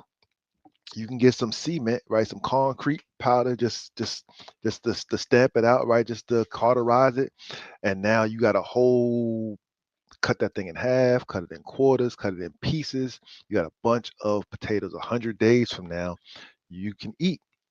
Keep that thing going. You talk. I mean, a potato, get the book. a potato. Links in the description, and that's free game. It's a potato. A papas, you know. So definitely, and you're gonna need that rice and them beans while them potatoes grow, cultivating, because it got to grow. So, you know, we can take what? That's $30. Dog, That's beans. $30 right there. How much? How much beans cost? Like $2 for like a pound. For like the 16 bean soup or like the 10 bean soup is Yeah. You can catch them for like $1.25 for dry beans, right. you know. Like, and that's it. And I'm saying this right because the guys talking about rice and beans and real deal. Like in my front yard right now, like I'm trying to get rid of all my grass. Right, I got black eyed peas growing. I got brown beans growing. I got pintos growing. Right, get those beans, soak them for a day, throw them in the front yard. Like it's called lazy gardening. Like I do my very best. Like I wrote my book to inspire me and all of the me's that don't want to. Like I want everything that I want, but I really don't want to work too hard for too long. Like I'm a real human being. Like nobody wants to bust their ass forever and just die. Man, Right? talk about it, guy. Simple things, man. We just need simple things. And right now, like I saw that stockpiling of food. And all I thought was people are gonna start now being restaurants to each other. We're gonna start, I don't know, man. It's just all I saw was a way we just gonna get criminalized. That was a lot. Yeah, $30. Get some potatoes, some beans, Some rice. some rice. You know, make sure you get your little salt and pepper, you know, so you can have that. You know, get you a big thing of salt though, because you might be able to barter with that. You know, folks like salt. They ain't had no salt. You know, some flour, bag of flour. You know, you can survive. You'll be able to survive. You know, Yo, you can grow spinach, right? Like you can grow like the amaranth, what they call it, bargee in Trinidad, right? callaloo. The callaloo and like the little the seed parts, right? You can literally dry that part out and crush that up and turn that into like a flour, right? And I'm saying that because callaloo is technically considered a weed, It right? is. Like it's 100% a weed. A Like hundred, dandelion. 100% food though, right? Like 100%. and it's not a weed because it's not good or it's negative. It's a weed because of how invasive it grows, because of how prolific it grows, because it outcompetes every other thing in your yard if you just let it go, because it grows, and when the wind blows it flows and it grows some more. And it's the seeds travel. That's right. Right, and it's a constant thing, right? So you got spinach, you got you got a flour, you got a superfood if you eat it raw, like without even grinding it up or nothing. Like it's just a bunch of things you guys can do without buying everything in a grocery store, without putting each other in jeopardy, right? Like if you got a countertop, if you got a fire escape, a windowsill, a front porch, like there are things that you can do to put yourself in a position to not do what those people was doing, because again, we don't need a whole COVID situation where now there's no food in the grocery stores and now people are coming into your house. Sure enough. And like the guy was saying, I just want to add the text because this is what he told me that got my ass moving. All you need is a bucket in the corner. Facts, Okay. God. That's- All you need is a bucket in the corner. So it's no excuse. It's no excuse. Them same potatoes he was talking about, you can put them in a bucket in the corner and throw a light over there. Put it next to the window. Leave the blind open so it can get the light. You know? Another thing, God, plastic bags, uh, anything could be a flower pot. It just needs to hold the soil. It needs to drain, right? Like it doesn't need to be beautiful, doesn't need to be pretty. Like if it's not the Martha Stewart collection, it'll still grow. The You'll Martha still Stewart collection. like you'll still be able to eat it, That's right? right. Like do what you need to do for yourself, support your interests and live, because these people, man, they supporting theirs. They said they said that, that they've been on recess this whole time. That's what Yeah, he they've said. been cooling. They've been cooling. They ain't been giving a fudge. See, I've been furloughed, so I don't know. I just been at home. You know, I seen it come through. I That's seen what they had crazy. going on. I was just like, damn, they just chilling. Like they on vacation and shit. They They on all in vacation. Martha's Vineyard and, Mar-a-Lago and all that type of shit. They on Swiss holiday and they in Aspen and all types of shit. Yeah, man. It's wild. Must be nice. And for all the troops out there, I just wanted, and government employees like myself right here with the guy Ali Dawood that BK Soul Farm, like he told you, he furloughed. So this right here is something I wanted to share with y'all that we got in 2018 when I was on active duty. I remember this one. And it said, and I actually have the real letter here. Okay, I kept this because this was the first time that I was ever on active duty and we didn't get paid. So that was wild to me. Like that was a whole, it was kind of like, the pandemic when, they was like, you can take it if you want, or you don't have to. Like, that was another like that was another like wow moment. Like, what? It's not report and get your vaccination. It's you could take it if you want to, you don't have to. Like, what the fuck is up with this? So you know, like that shit scared me more than dying from the coronavirus, you know? Facts. So it's this letter read, to whom is concerned, on December 2018, the United States Coast Guard shut down due to a lapse in appropriations. While all Coast Guard military members continue to report for duty in service of our country during this shutdown, they will do so without pay until an appropriation is passed by Congress. Because Coast Guard members would not receive pay during the lapse in appropriations, our members may have difficulty in a timely manner meeting their financial obligations.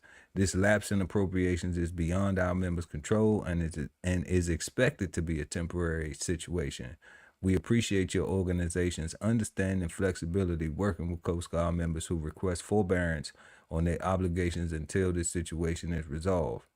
Coast Guard members will return to pay status as soon as possible. In the interim, they will continue to execute their duties and ensure our homeland remains secure.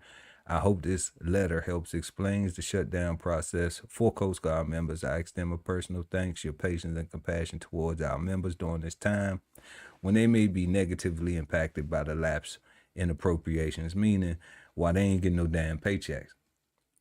Okay, I went through this. Same.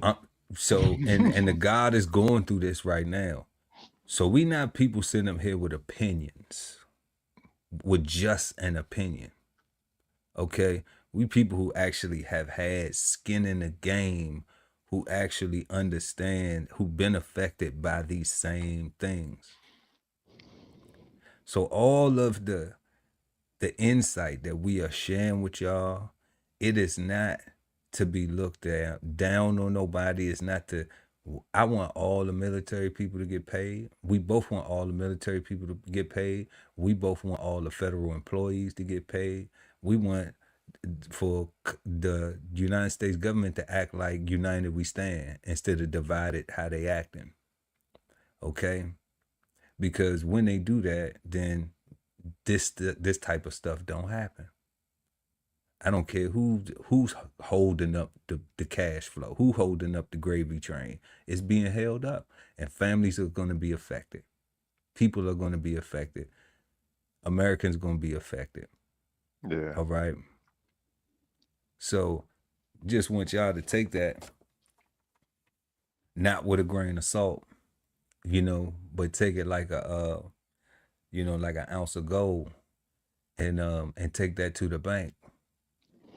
And go and get that knowledge at www.bksoulfarm.com, that 10-16-160 self-sustainability, and get on your path, because shit is real out here, y'all. A lot of people don't even know about this shit happening in 2018. A lot of people don't even know about it. They just thinking this new thing now because everybody's aware of it now.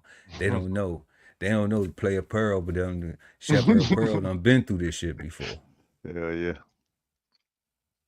They don't know my struggle. You know? and they don't care. You know, and they don't care, right? That's the thing. Like, 'cause even this letter, right? Because like we get these letters and they send these letters out, and we're expected to send these to our creditors and stuff like that. Mm-hmm. And that letter is begging on my behalf. That was a beg on my behalf letter too. That's why it started, to whom it may concern. Right. That's a beg on my behalf to not hold this over me. They gave us this letter to be able to send out to credit cards, mortgages, electric companies, cell phone, whoever you owe some money to at the end of the month. Everybody except for the grocery store. We can't walk up in this. You couldn't walk up in the grocery store with this shit. Hell nah. You know? But if it was somebody that you had a reoccurring payment, a utility, you know, a They could rent, they could push that back. then, you know, And that's what understand what forbearance is. You know, Yeah. go research the word. Go look up the definition. Not free. You know, Not. You don't got to pay no more. right? Forbearance means temporarily, and you're gonna owe it all at the end. You know, that's the definition of it. So, and that's what it means too. So, Correct. it ain't. You know, they don't play around with that shit. We're gonna go ahead and jump back into this real quick. Yeah, God. To double by 2033, growth that would normally require 600,000 more workers. But the company is reportedly looking to fill those jobs with robots and automate 75% of its operations. We could do this with our robot. We could do this with our technology. That's what we're going to do. In the near future, Amazon reportedly estimates automation could help it save more than $12 billion and shave about 30 cents off each item it ships. In a statement, Amazon said the leaked documents reflect the perspective of just one team and don't represent our overall hiring strategy, adding that the company is actively hiring and plans to fill 250,000 positions for the holiday season.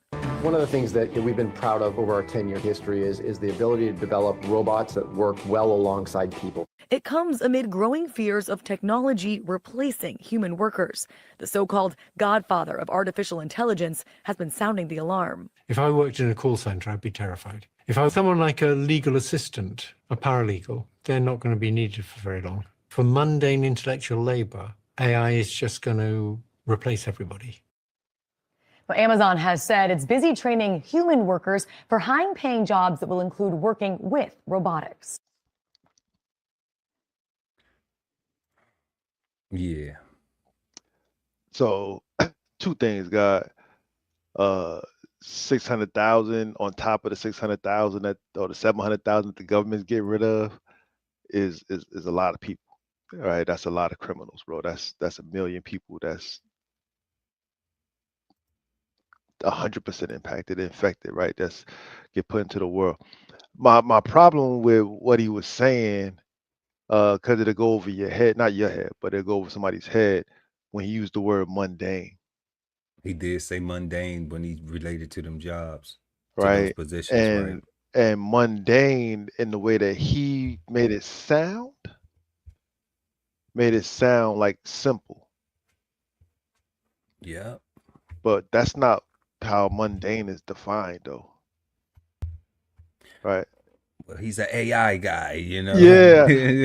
No. I'm saying that because of my listening ear is I heard him say two things. It's gonna affect everybody, mm-hmm. and it's gonna affect everybody with those mundane jobs. Yeah. Which is everybody. Which is I don't know. Well, okay, so what I'm getting from that, right? Mm-hmm. Let's stay on that. And he did say that. Mm-hmm. I think there's a difference. Mm-hmm. Right? So like we had a conversation about this like offline and just a little bit of it, tapping into it, where we talking about like actual skills that AI can't replace. That's true. You know? So like being an electrician, AI can't replace that. AI cannot come in and change a light socket fixture in a home, and you know, can't run wiring to build a home. Can't, you know, like AI can't do that shit. That's true. You know, so that's true. So that ain't in that mundane category. Flipping a burger, putting some fries into a bag and throwing it in, that shit gonna get replaced. Pulling the thing off of a shelf when everything got a Scantron and all the robot has to do is be programmed to read the Scantrons and pull it off and put it in, that shit gonna be replaced. You know, BJ's got the little robot where they go and they count everything on the aisles and stuff like that. I'm like, man. Exactly. If I worked, I would kick that thing over every single day. No, I would watch it. You would get out its way and let it scan. Gonna take my job in 2 years. You know? Not because it doesn't put stuff on the shelf. It don't. Not that one. It doesn't stock the shelf. Yeah. You know, but it does scan, it does do a Inventory. constant inventory. Okay. So it doesn't stop. But that's an area looking at that like, okay, well, a stocker will still be necessary, unless they bring a robot in there to now stock. Unless they get the same Amazon robot to come over once that company expands, then that's something that we could probably see in the future, So it's not far-fetched to think that, to tell a young person or whoever those jobs are, like, look, don't count on being able to bag groceries your whole life working at the daggone grocery store. Like, you may be able to manage it, but that is obsolete now. Like, it's phasing out. Like, you may still be able to be at the top and be a manager and do those type of things, but they are looking to maximize profits. So if they can move one job out of the way and make robotics in there, they're gonna do it because it's not considering the person with the job. It's considering their bottom line. It's considering commerce. It's considering, making more money and efficiency and all the other things they'll put into it to negate the human aspect of it. How does this not turn us into like I was listening to what you were saying just now, and what it made me think of, okay, so yeah, that's true. We won't need a stocker, but you might be able to manage or run the department or something like that, or run the store. But then I started thinking, like, everybody can't do that though. So if they got 600,000 employees, how many of those managers do they really need? Or how many of those people are really managers? Because that's ultimately the question, right? So let's say there's 100,000 of that 600,000 that are non-AIable jobs. The other 500,000 still need a solution or a plan, right? Like, and that's what I'm worried about, because the other 500,000 that are not necessarily independent thinkers, free thinkers, movers and shakers, like the 100,000 managers or supervisors and stuff like that. I'm just trying to figure out like how does, like, what's gonna happen to us? Like how does, like, I'm thinking, like, how does those people not be on welfare? Like, even though welfare is going away, like, how do those people not become wards of the state is what I'm trying to figure out. I don't think that they won't. I think that there's something called a universal basic income that's going to be implemented. You think that's real, for real? Yeah, I think that's real. I mean, I remember them talking about that. Yeah. I think you have to do that. I mean, when you taking away, you would have to, right? You have to. You're gonna have to do that. You're gonna have to do I just don't know how it's gonna be paid for, because when you look at, those are tax-paying jobs. Yeah. Like regardless of the mundaneness of them, like the guy said, those people still go to work and they get taxed. So that's still revenue that gets collected by the state and the Fed automatically. And used, yeah. And used, so their receipts their revenue will decline because you have less people employed. Yeah. From taxation. So That's I what mean, I'm saying. you don't have to be a Dr. Boyce to know that. You know what I'm saying? Yeah. Like, and there ain't no shit. That's Dr. Boyce is the shit, man. Check him out. But you don't have to be him. You just have to be somebody who is paying attention to what's going on and know a little bit of math. Just know how to add, a little bit. Have a personal budget that you have budget discipline as well. Remember we was talking about that? You can have a budget, but then you don't have no budget discipline. So, I mean, how else? I mean, because to train them, Amazon said that they're going to train people, but how are they doing that now? Are they saying, okay, let's transition you from this? So like, you come to work and you're fulfilling, you're a fulfiller. All right. And then on this day though, you got to come to work and you got to train to level up to go to, because once the robot comes in here and take your job, we need you to be able to know how to do this. Okay. Are they doing that? I doubt it. Also, when we look at how as parents, are we pushing our children to go to the NFL, NBA, and shit like that? Or are we conscious of what's going on and saying, you know what? I want you to play a sport so you can stay healthy and have a healthy lifestyle as far as being athletic. All right. But we're not going to put all our eggs into hoping that, you know, that you go and be this, you know, one out of every 400,000. Damn. What we want to do is we want to say, you know what? Let's send you to robotics camp or something, because we see how the future's going, where if all of these jobs are getting taken away, if by the time you get 18, 19, you can't even get a job stocking. If you was just doing that just to put yourself through med school, let's say if you in med school and you need to have a job and you need to have something flexible enough, and that's gone, or just working at Amazon, then what would it be? You would need to be able to learn how to work on robotics, like how to have some type of, and you don't need to be an engineer, you know, but you would be a type engineer, but you need to have some type of electrical skills to know how to work on the components of the robots and shit like that, because that's going to be something that's in demand. So, you know, I think a lot of people, what they doing is because they so stuck on the right now and not realizing you may fuck around and get old.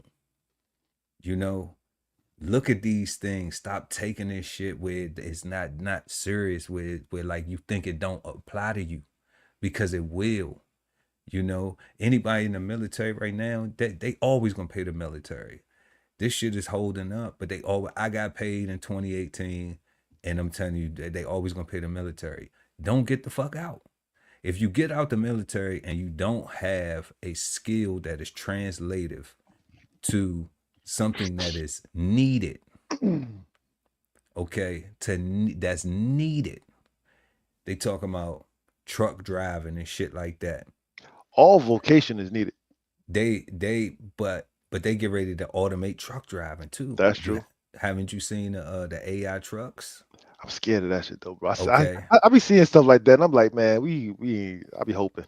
Even ride sharing, Yeah. the gig economy is getting overwhelmed by AI, where they taking, you know, ride shares is delivering, you know, somebody. Now if you fly drones, you may be able to get into that, but how much they gonna pay you to do that, to deliver fast food with a drone? You know? And how do we know they won't automate that? They won't AI that. They won't just come up with a system, because they just like, we don't want to depend on people flying the drones to go and do that. Yeah.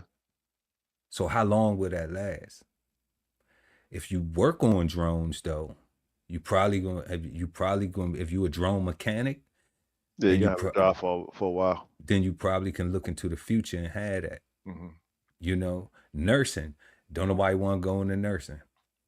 People always gonna get sick. You can't AI a nurse. Always gonna get cut. Somebody always gonna need a stitch. Always gonna need. You can get assessed. You know, like they can improve the technology with the scan you. the biometrics to scan you, but you still gonna need somebody to write you a diagnosis, treat you, do something. You still gonna need treatment. So you're gonna need these things. And people not thinking of that. They just thinking of, you know, trying to hit the fucking lottery and, you know, and trying to be 1 in a million and all that type of shit, you know. And that's cool, it's wishful thinking, but it's better to have something that I know I can go and eat than versus going through something, realizing, damn, I'm not gonna be able to eat with this, and now I need to go figure it out, because I put all my eggs in this basket and I don't have no other basket to eat out of.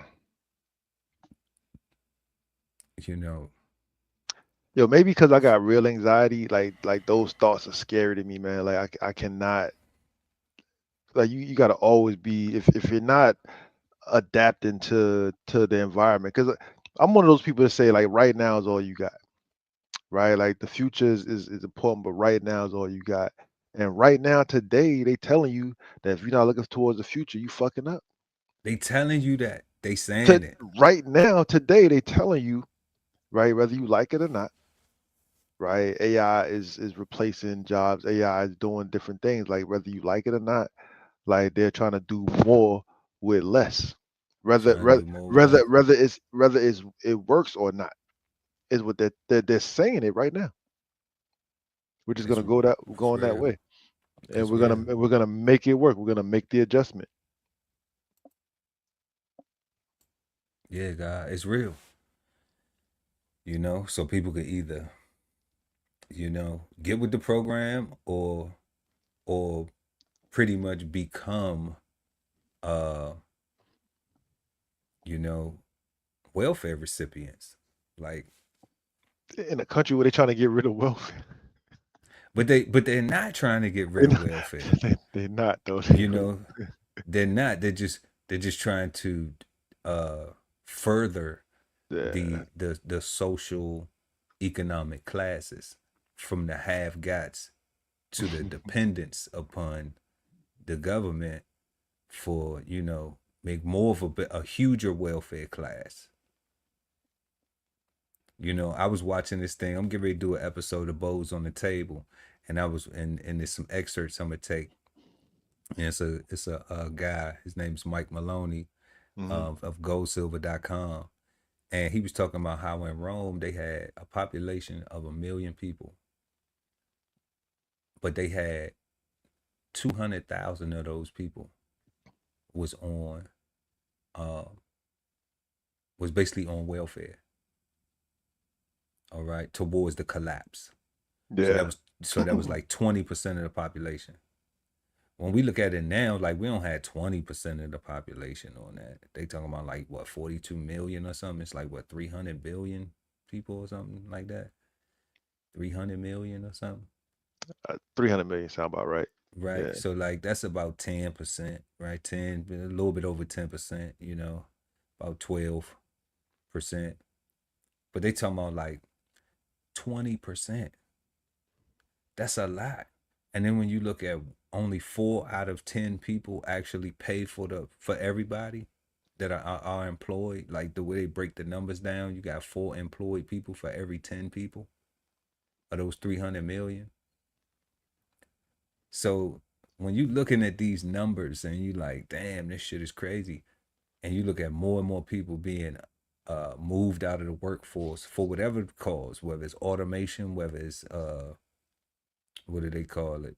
What do they call it? Reduction in force. Mm-hmm. You know, whatever the reason for this downsizing, scaling down, you know, what are those people going to do?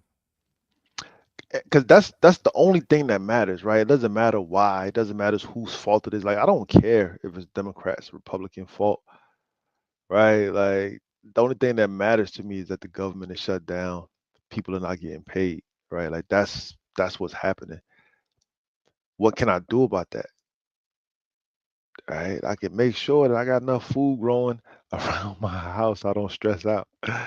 Right? I can, that's what you need to focus on. What you can do, right? And figure out if you're gonna do that or not. Because otherwise, you're just gonna stress yourself out worrying about something, or you're not gonna worry at all, and you're just gonna wake up and find that you needed to do something yesterday, and it's too late now. Right. And that's being reactive instead of being preventative. Yeah, right. Like Yeah. It's crazy. It's crazy. Look, HD, love. It's all love to meet you too. Our day is going peaceful, positive, and productive. Thank you for asking.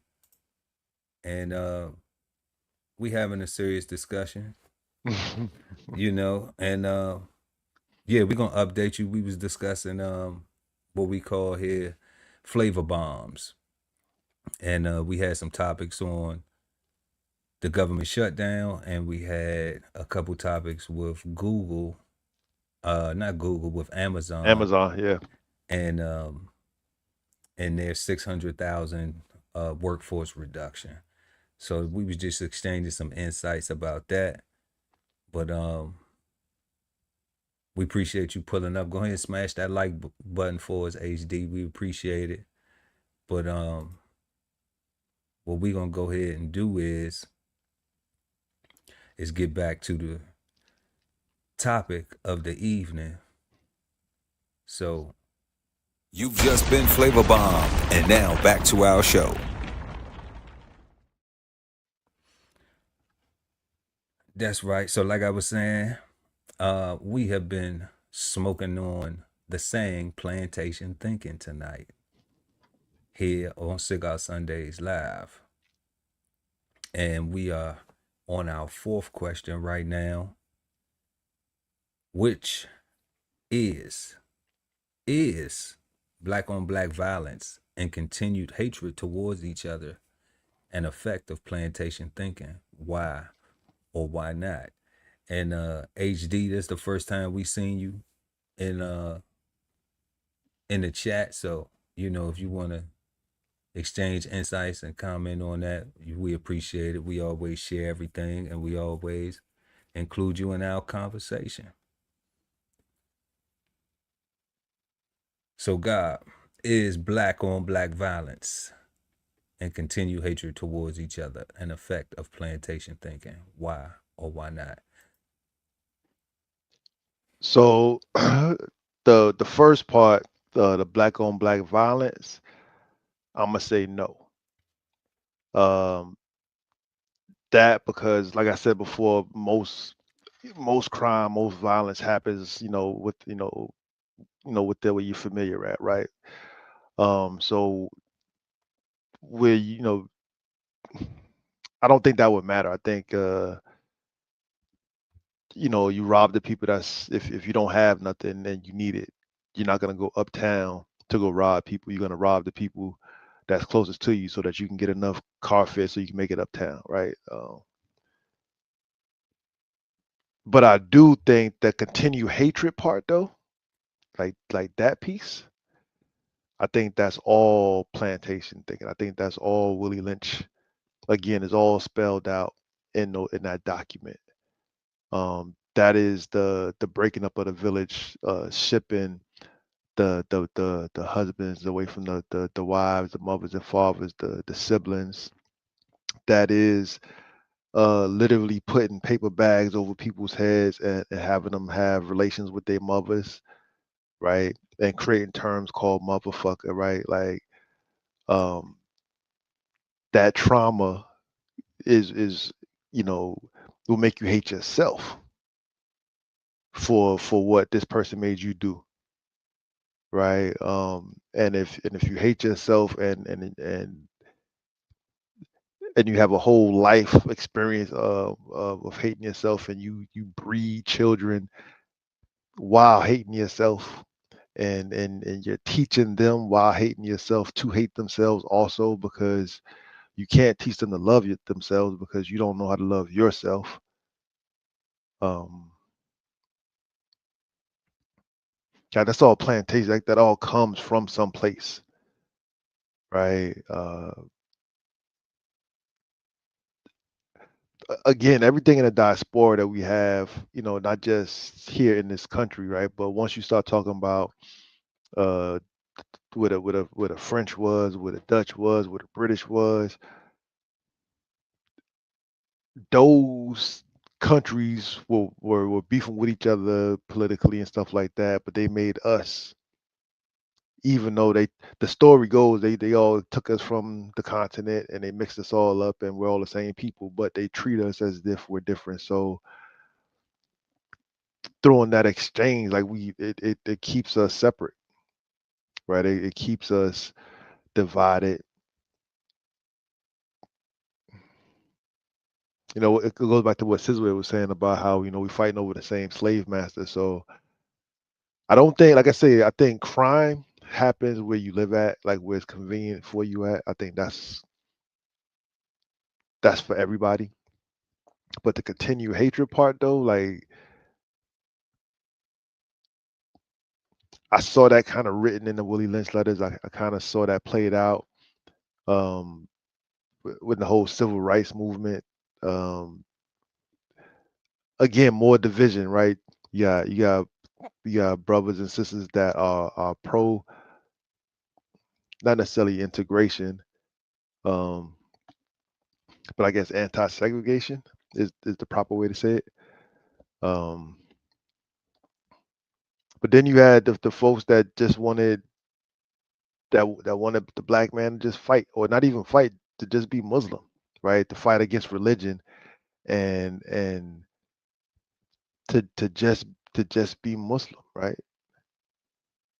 And because the folks couldn't agree or couldn't allow for each other to worship how they want to worship, like it just this side watch this side get beat up by dogs, this side made fun of this side getting hosed by the fire department, this side, like it's just a bunch of finger pointing, and that's all come from the plantation, right? Because I just can't accept, if we was from the same village, that because like I just can't accept that, like we don't sit in the village, that we let somebody else come over here and shit on one of us. I don't know, man. It's just we either see each other as resources for each other, or we see each other as opposition and competition for each other. And I think like the whole buck fighting, right? Like think about all that, right? Like they took two brothers for whatever reason, got them all greased up for these people entertainment, and made them fight each other. Um, and like they had to mean it, like they had to really mean the fight, like I had to really punch you in the face, God, or I had to like WWE it to make it really look like I punched you in the face, so that these guys don't whip both of us. Was a reward at the end. Somebody got, you know, like it was a Right? competition. It's a competition, right? Like Yeah, that's what I'm saying, but it really wasn't though, right? Because they was both enslaved, and they yeah, really and they wasn't competing, they was entertaining, yeah. right? Um, but they, yeah, yeah. So like I say, crime happens where you live at, where it's convenient at. But as far as the continued hatred, I think that all came from the plantation. I think I didn't, I never hated myself before somebody made it a point to tell me how black I was or how dark skinned I was. I never even thought about it before, until somebody pointed out to me that you so black, you so this, you know what I'm saying? Like I never, and those things came from the plantation. Again, that's just more of the minstrel stuff. That's just more of the, we can't let these people stand on their own 2 feet and get back to civilization status, right? We got to keep them as slaves or slave minded or whatever. Because if we let them unite, they're gonna start talking that talk that we don't understand. You know. Oh, they understand it because they gave us the language.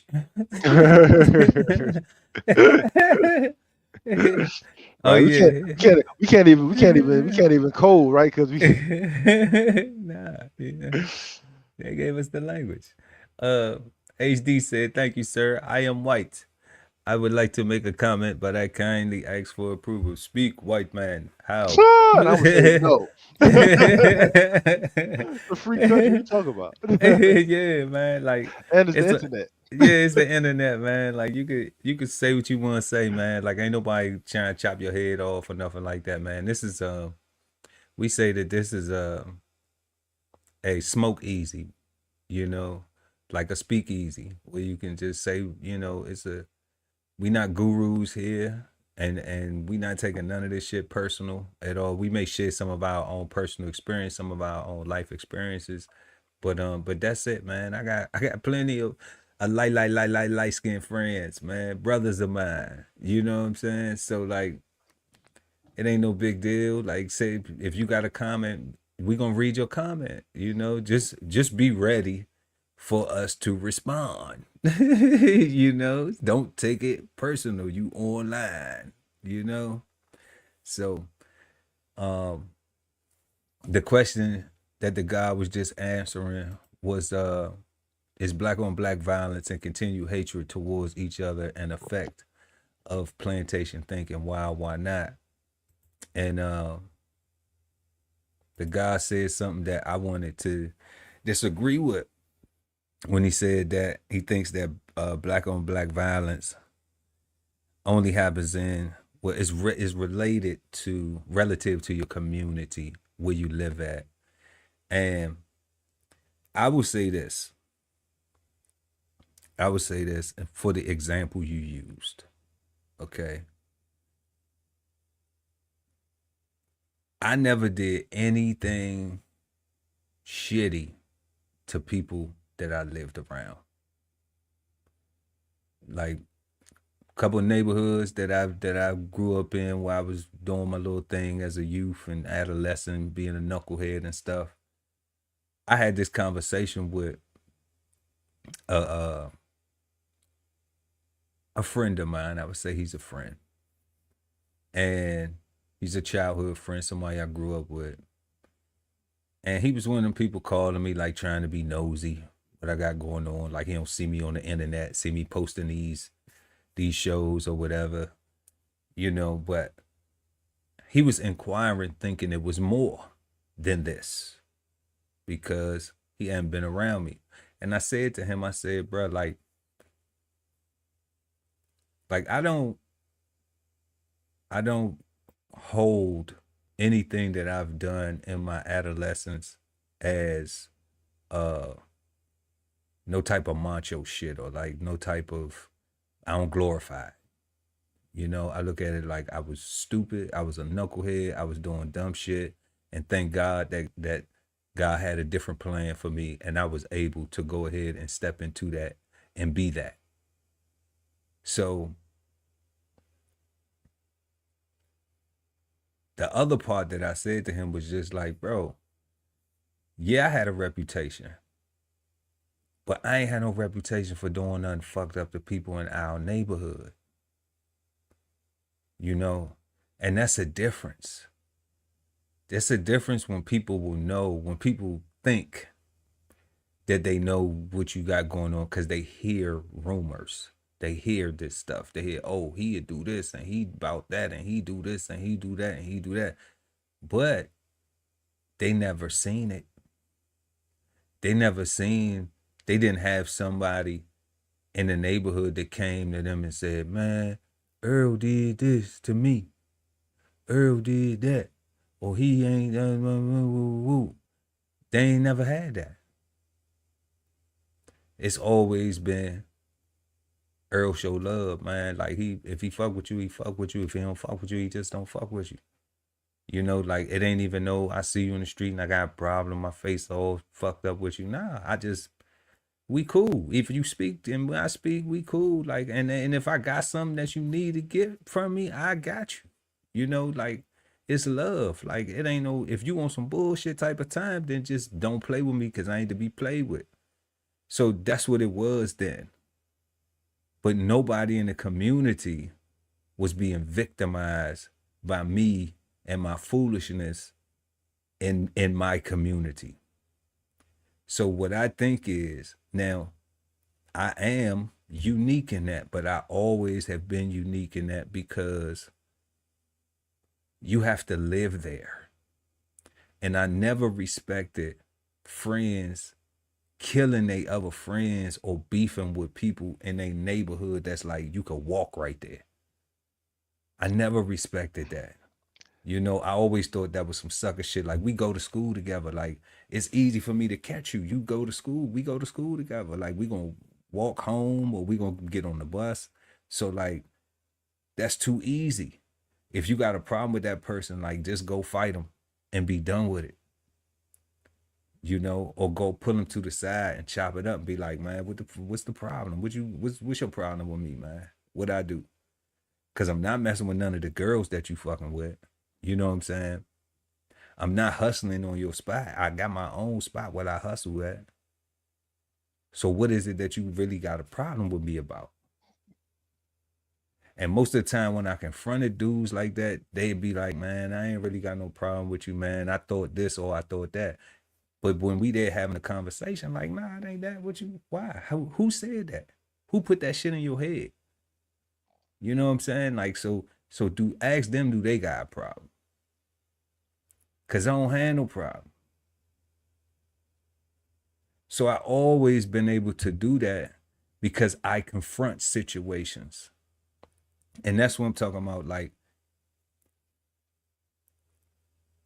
when you say that, when we ask the question of the black on black violence, like, I know I have possibly participated in some black on black violence in my youth, but it was never in my community. I'm not talking about as a jit. I'm not talking about when we was fighting each other, when everybody was, you know, trying to get sharp. I ain't talking about that. That was young. That's 8, 9, 10, 11. You know, you trying to get sharp. You trying to, you know, learn. If somebody else came around our neighborhood, we whooped their ass and send them back around, you know. So, and we didn't jump people either, you know, like you fought people one-on-one. So that's how I came up in the environment where I was raised at. And it wasn't to harm each other like that. Like, we didn't, you know, we didn't steal each other video games and shit like that. We didn't do shit like that to each other, you know? Big facts. So, you know, so that's why I'm saying, like, when I started to do stuff, I did stuff away from my community because I knew I had to come back to the community. And you don't want people to know everything you got going on. You know, you don't want people to be all in your shit because it's nosy people in your neighborhood. You know what I'm saying? They already know what you got going on inside your house. They already know if your mama on drugs, if your daddy alcoholic, if you're, you know what I'm saying, who don't work, who do work. It's people already in the community already being nosy than a motherfucker. Like, that's how the hood work. You know? So if you ain't selling dope right there out in front of your house to where somebody can tell your mama, like, well, you know your son be selling drugs right out here when you gone or you at work trying to provide for their ass, you know, like, that was, to me, that was dumb nigga shit. You know, and I knew them guys. I knew all of them. But that was stupid. Like, you selling dope out your mama house. Like, you stupid. So, what's the other part of the question? So that's the only part that I disagree with God, because I was participating in foolishness. So it was different for me. And I was able to say to somebody, I actually had that conversation with somebody from an old community, a past community that I lived in. And it was a community, you know, and I didn't conduct myself like that. I knew people who did, but I wasn't one of them. I wasn't one of those guys who, you know, who preyed on people in my community. So, listening to you,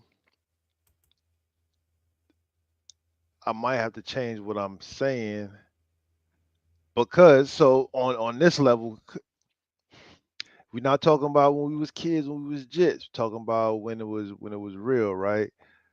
And I mean, my childhood was, you know, like, I ain't had really no childhood though, you know. yeah, so my problem is, right, for me answering this question, like, I was born in an African American neighborhood, but I moved to a Caribbean neighborhood where I grew up at, right? In that Caribbean community, I wasn't one of them, right? So on that sense, I wouldn't be considered in the neighborhood or part of that environment because I wasn't one of them, right? I was the Yankee. But on the same token, Yankee boy. but for the same token, for what I'm saying though, I saw a mad, but see, I don't know, because all I saw was black people. right? But I didn't know that this is a Jamaican, this is a Haitian, this is a Bayesian, this is a Trinidadian, this is like so. I see black people, That's it. which to me they look like they're the same, Right. but to them they not banging on that they same. They banging on somebody that's a whole op, right? Because it was like real wars back in the day, right? Like Right. But that's because, the Jamaicans beefing with the Haitians, yeah, and that's why beefing that's with the Trinis, the and that's Trinis the, beefing with the and that's why I said I had to change yeah, what I was saying because yeah, yeah, because taking listening to what you're saying to heart, like you didn't do nothing around where you lived at. Like that was the root growing up. Like you didn't yeah. Hell nah. but you did if you didn't consider those people your people. Right? Like if You would. I can like, imagine a yeah, person yeah. would. Yeah. Yeah, like that's what I'm saying. Like if you didn't see those people Mm-hmm. as your people and it was all Vicks, then you would touch them. Right, because your crew is your crew. Because your crew is your crew. Yeah, I'm understanding that now.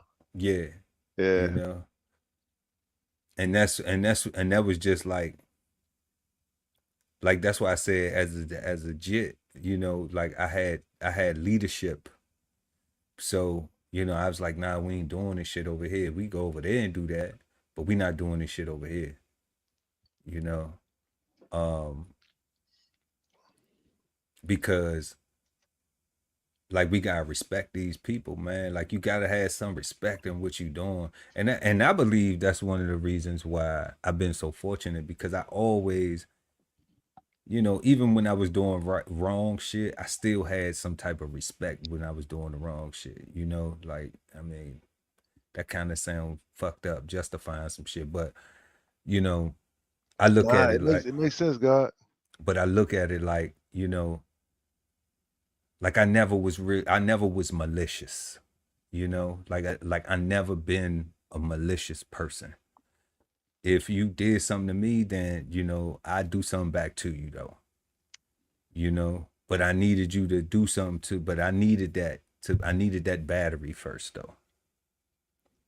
Because I always look to resolve the shit. Like, okay. I always look to resolve it. And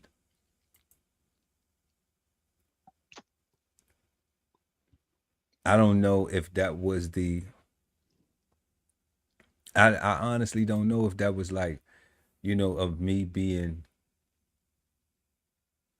trying to break the plantation thing with like understanding like we both doing wrong. And I maybe accredit that to because Nana V had me in rites of passage programs. So I had brothers that was dropping jewels that was telling me the stuff that we shouldn't be doing, how to be a man. Like I went to this thing called manhood training and everything, a couple of rites of passage programs. So it was men who was, dropping the jewels, giving me the things, the tools. It was just that I'm going back to my neighborhoods or to my community and I'm looking at the big boys and I'm looking at the shit they got going on. So obviously I'm like, I know what they saying at the mosque. I know what they saying at the temple. I know what they saying at the at the manhood training. I know what they saying at the rites of passage program. But like, I'm right here though now. And I want to do this shit right here. I want to do what they doing. Because this looked like the cool shit to do, being influenced. And then not having what I would say of like a disciplinarian, a firm disciplinarian. Because when your mom, when you don't have a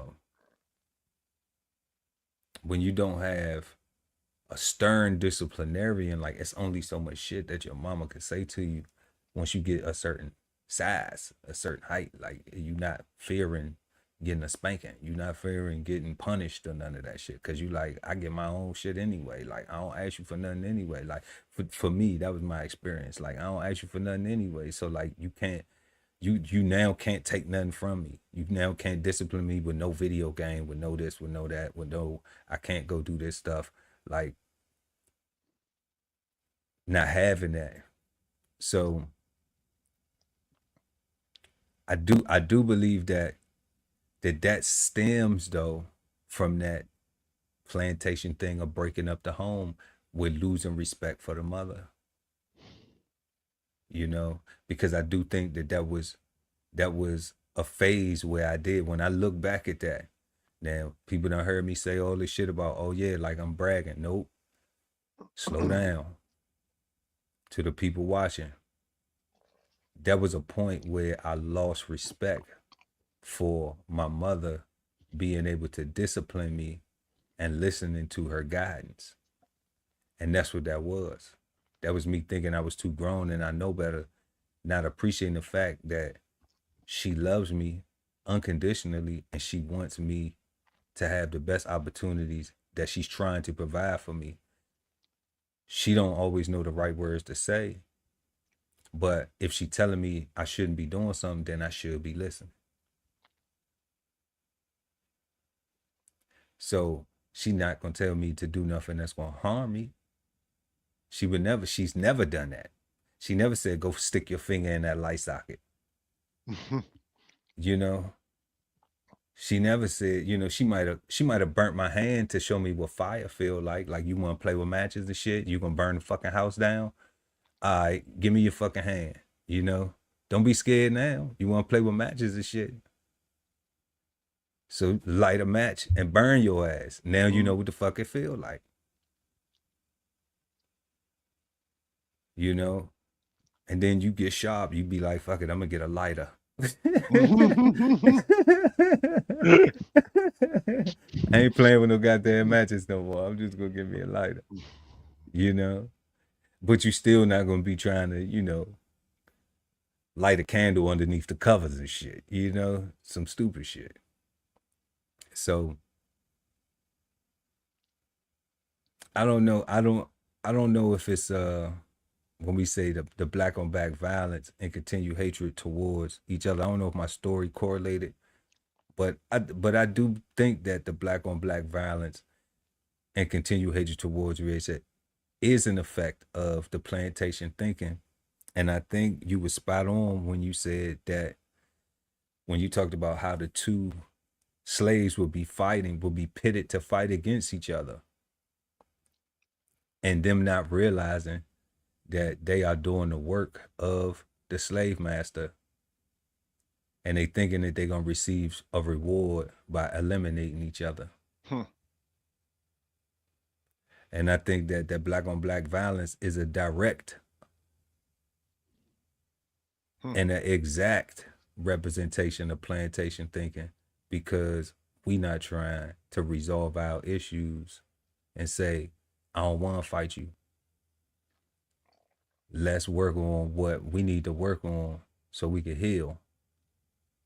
Or let's just agree to go our separate ways and we deal with it like that.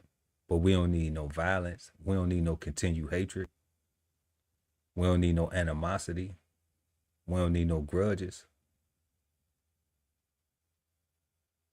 Because when we fight, then guess what? Somebody else benefits. And when we talking about relation to black on black violence, we talking about who get the benefit. The prison system get the benefit. We don't own that. If you own a funeral home, then you might be doing something, but that's the benefit. But the insurance companies and all that, we don't own that.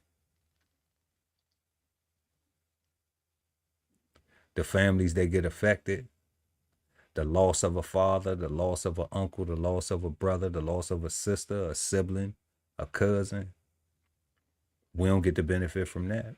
Yep. That's all hurt.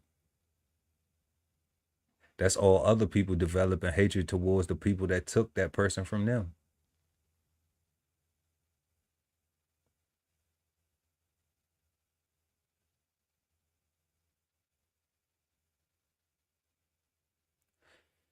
So, you know, I think it directly affects it. And it definitely is an effect of plantation thinking. Let's see what HD was talking about. Her AD. Let's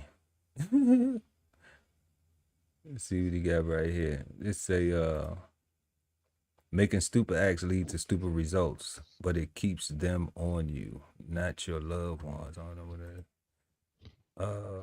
Which I do apologize. I don't know how to word this. May I ask a question for my friend in the day? I say carefully. I worry for my friend's health. If I may interrupt, like, bruh, if you gonna ask the question, put it in the chat. You know, we already rocking with you. We already gave you the floor, HD, man.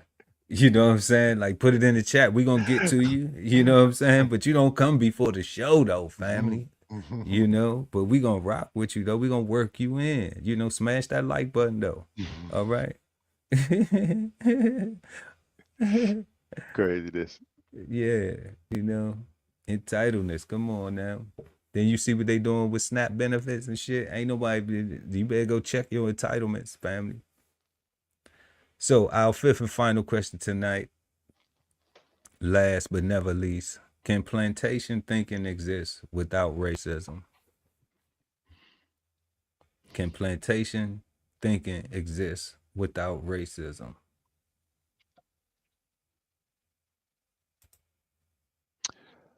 So no, you only get the plantation because of racism. You only get it. Right, like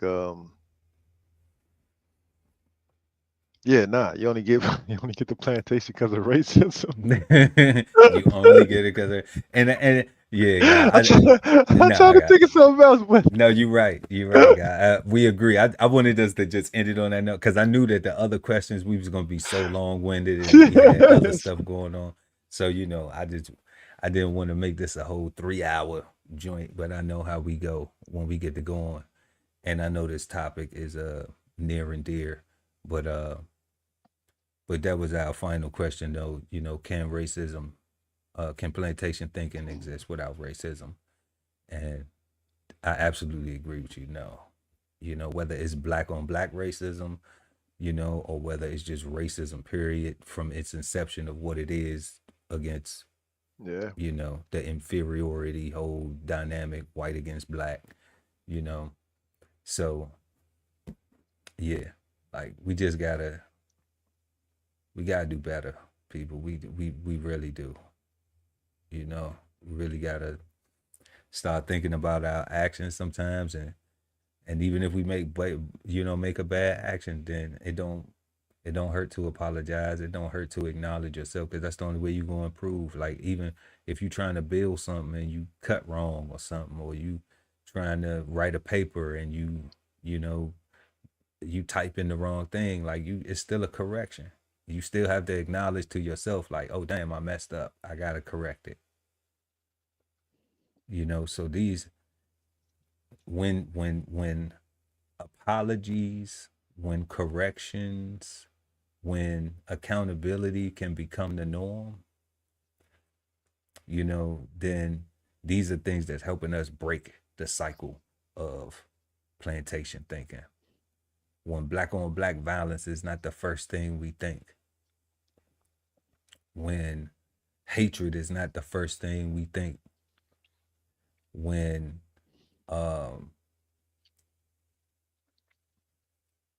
peace is not something that we devalue, and acknowledging what that is, then I think that we'll be on a path to some better thinking. You know, I don't know what we're gonna call it now. I'm gonna call it better thinking tonight, but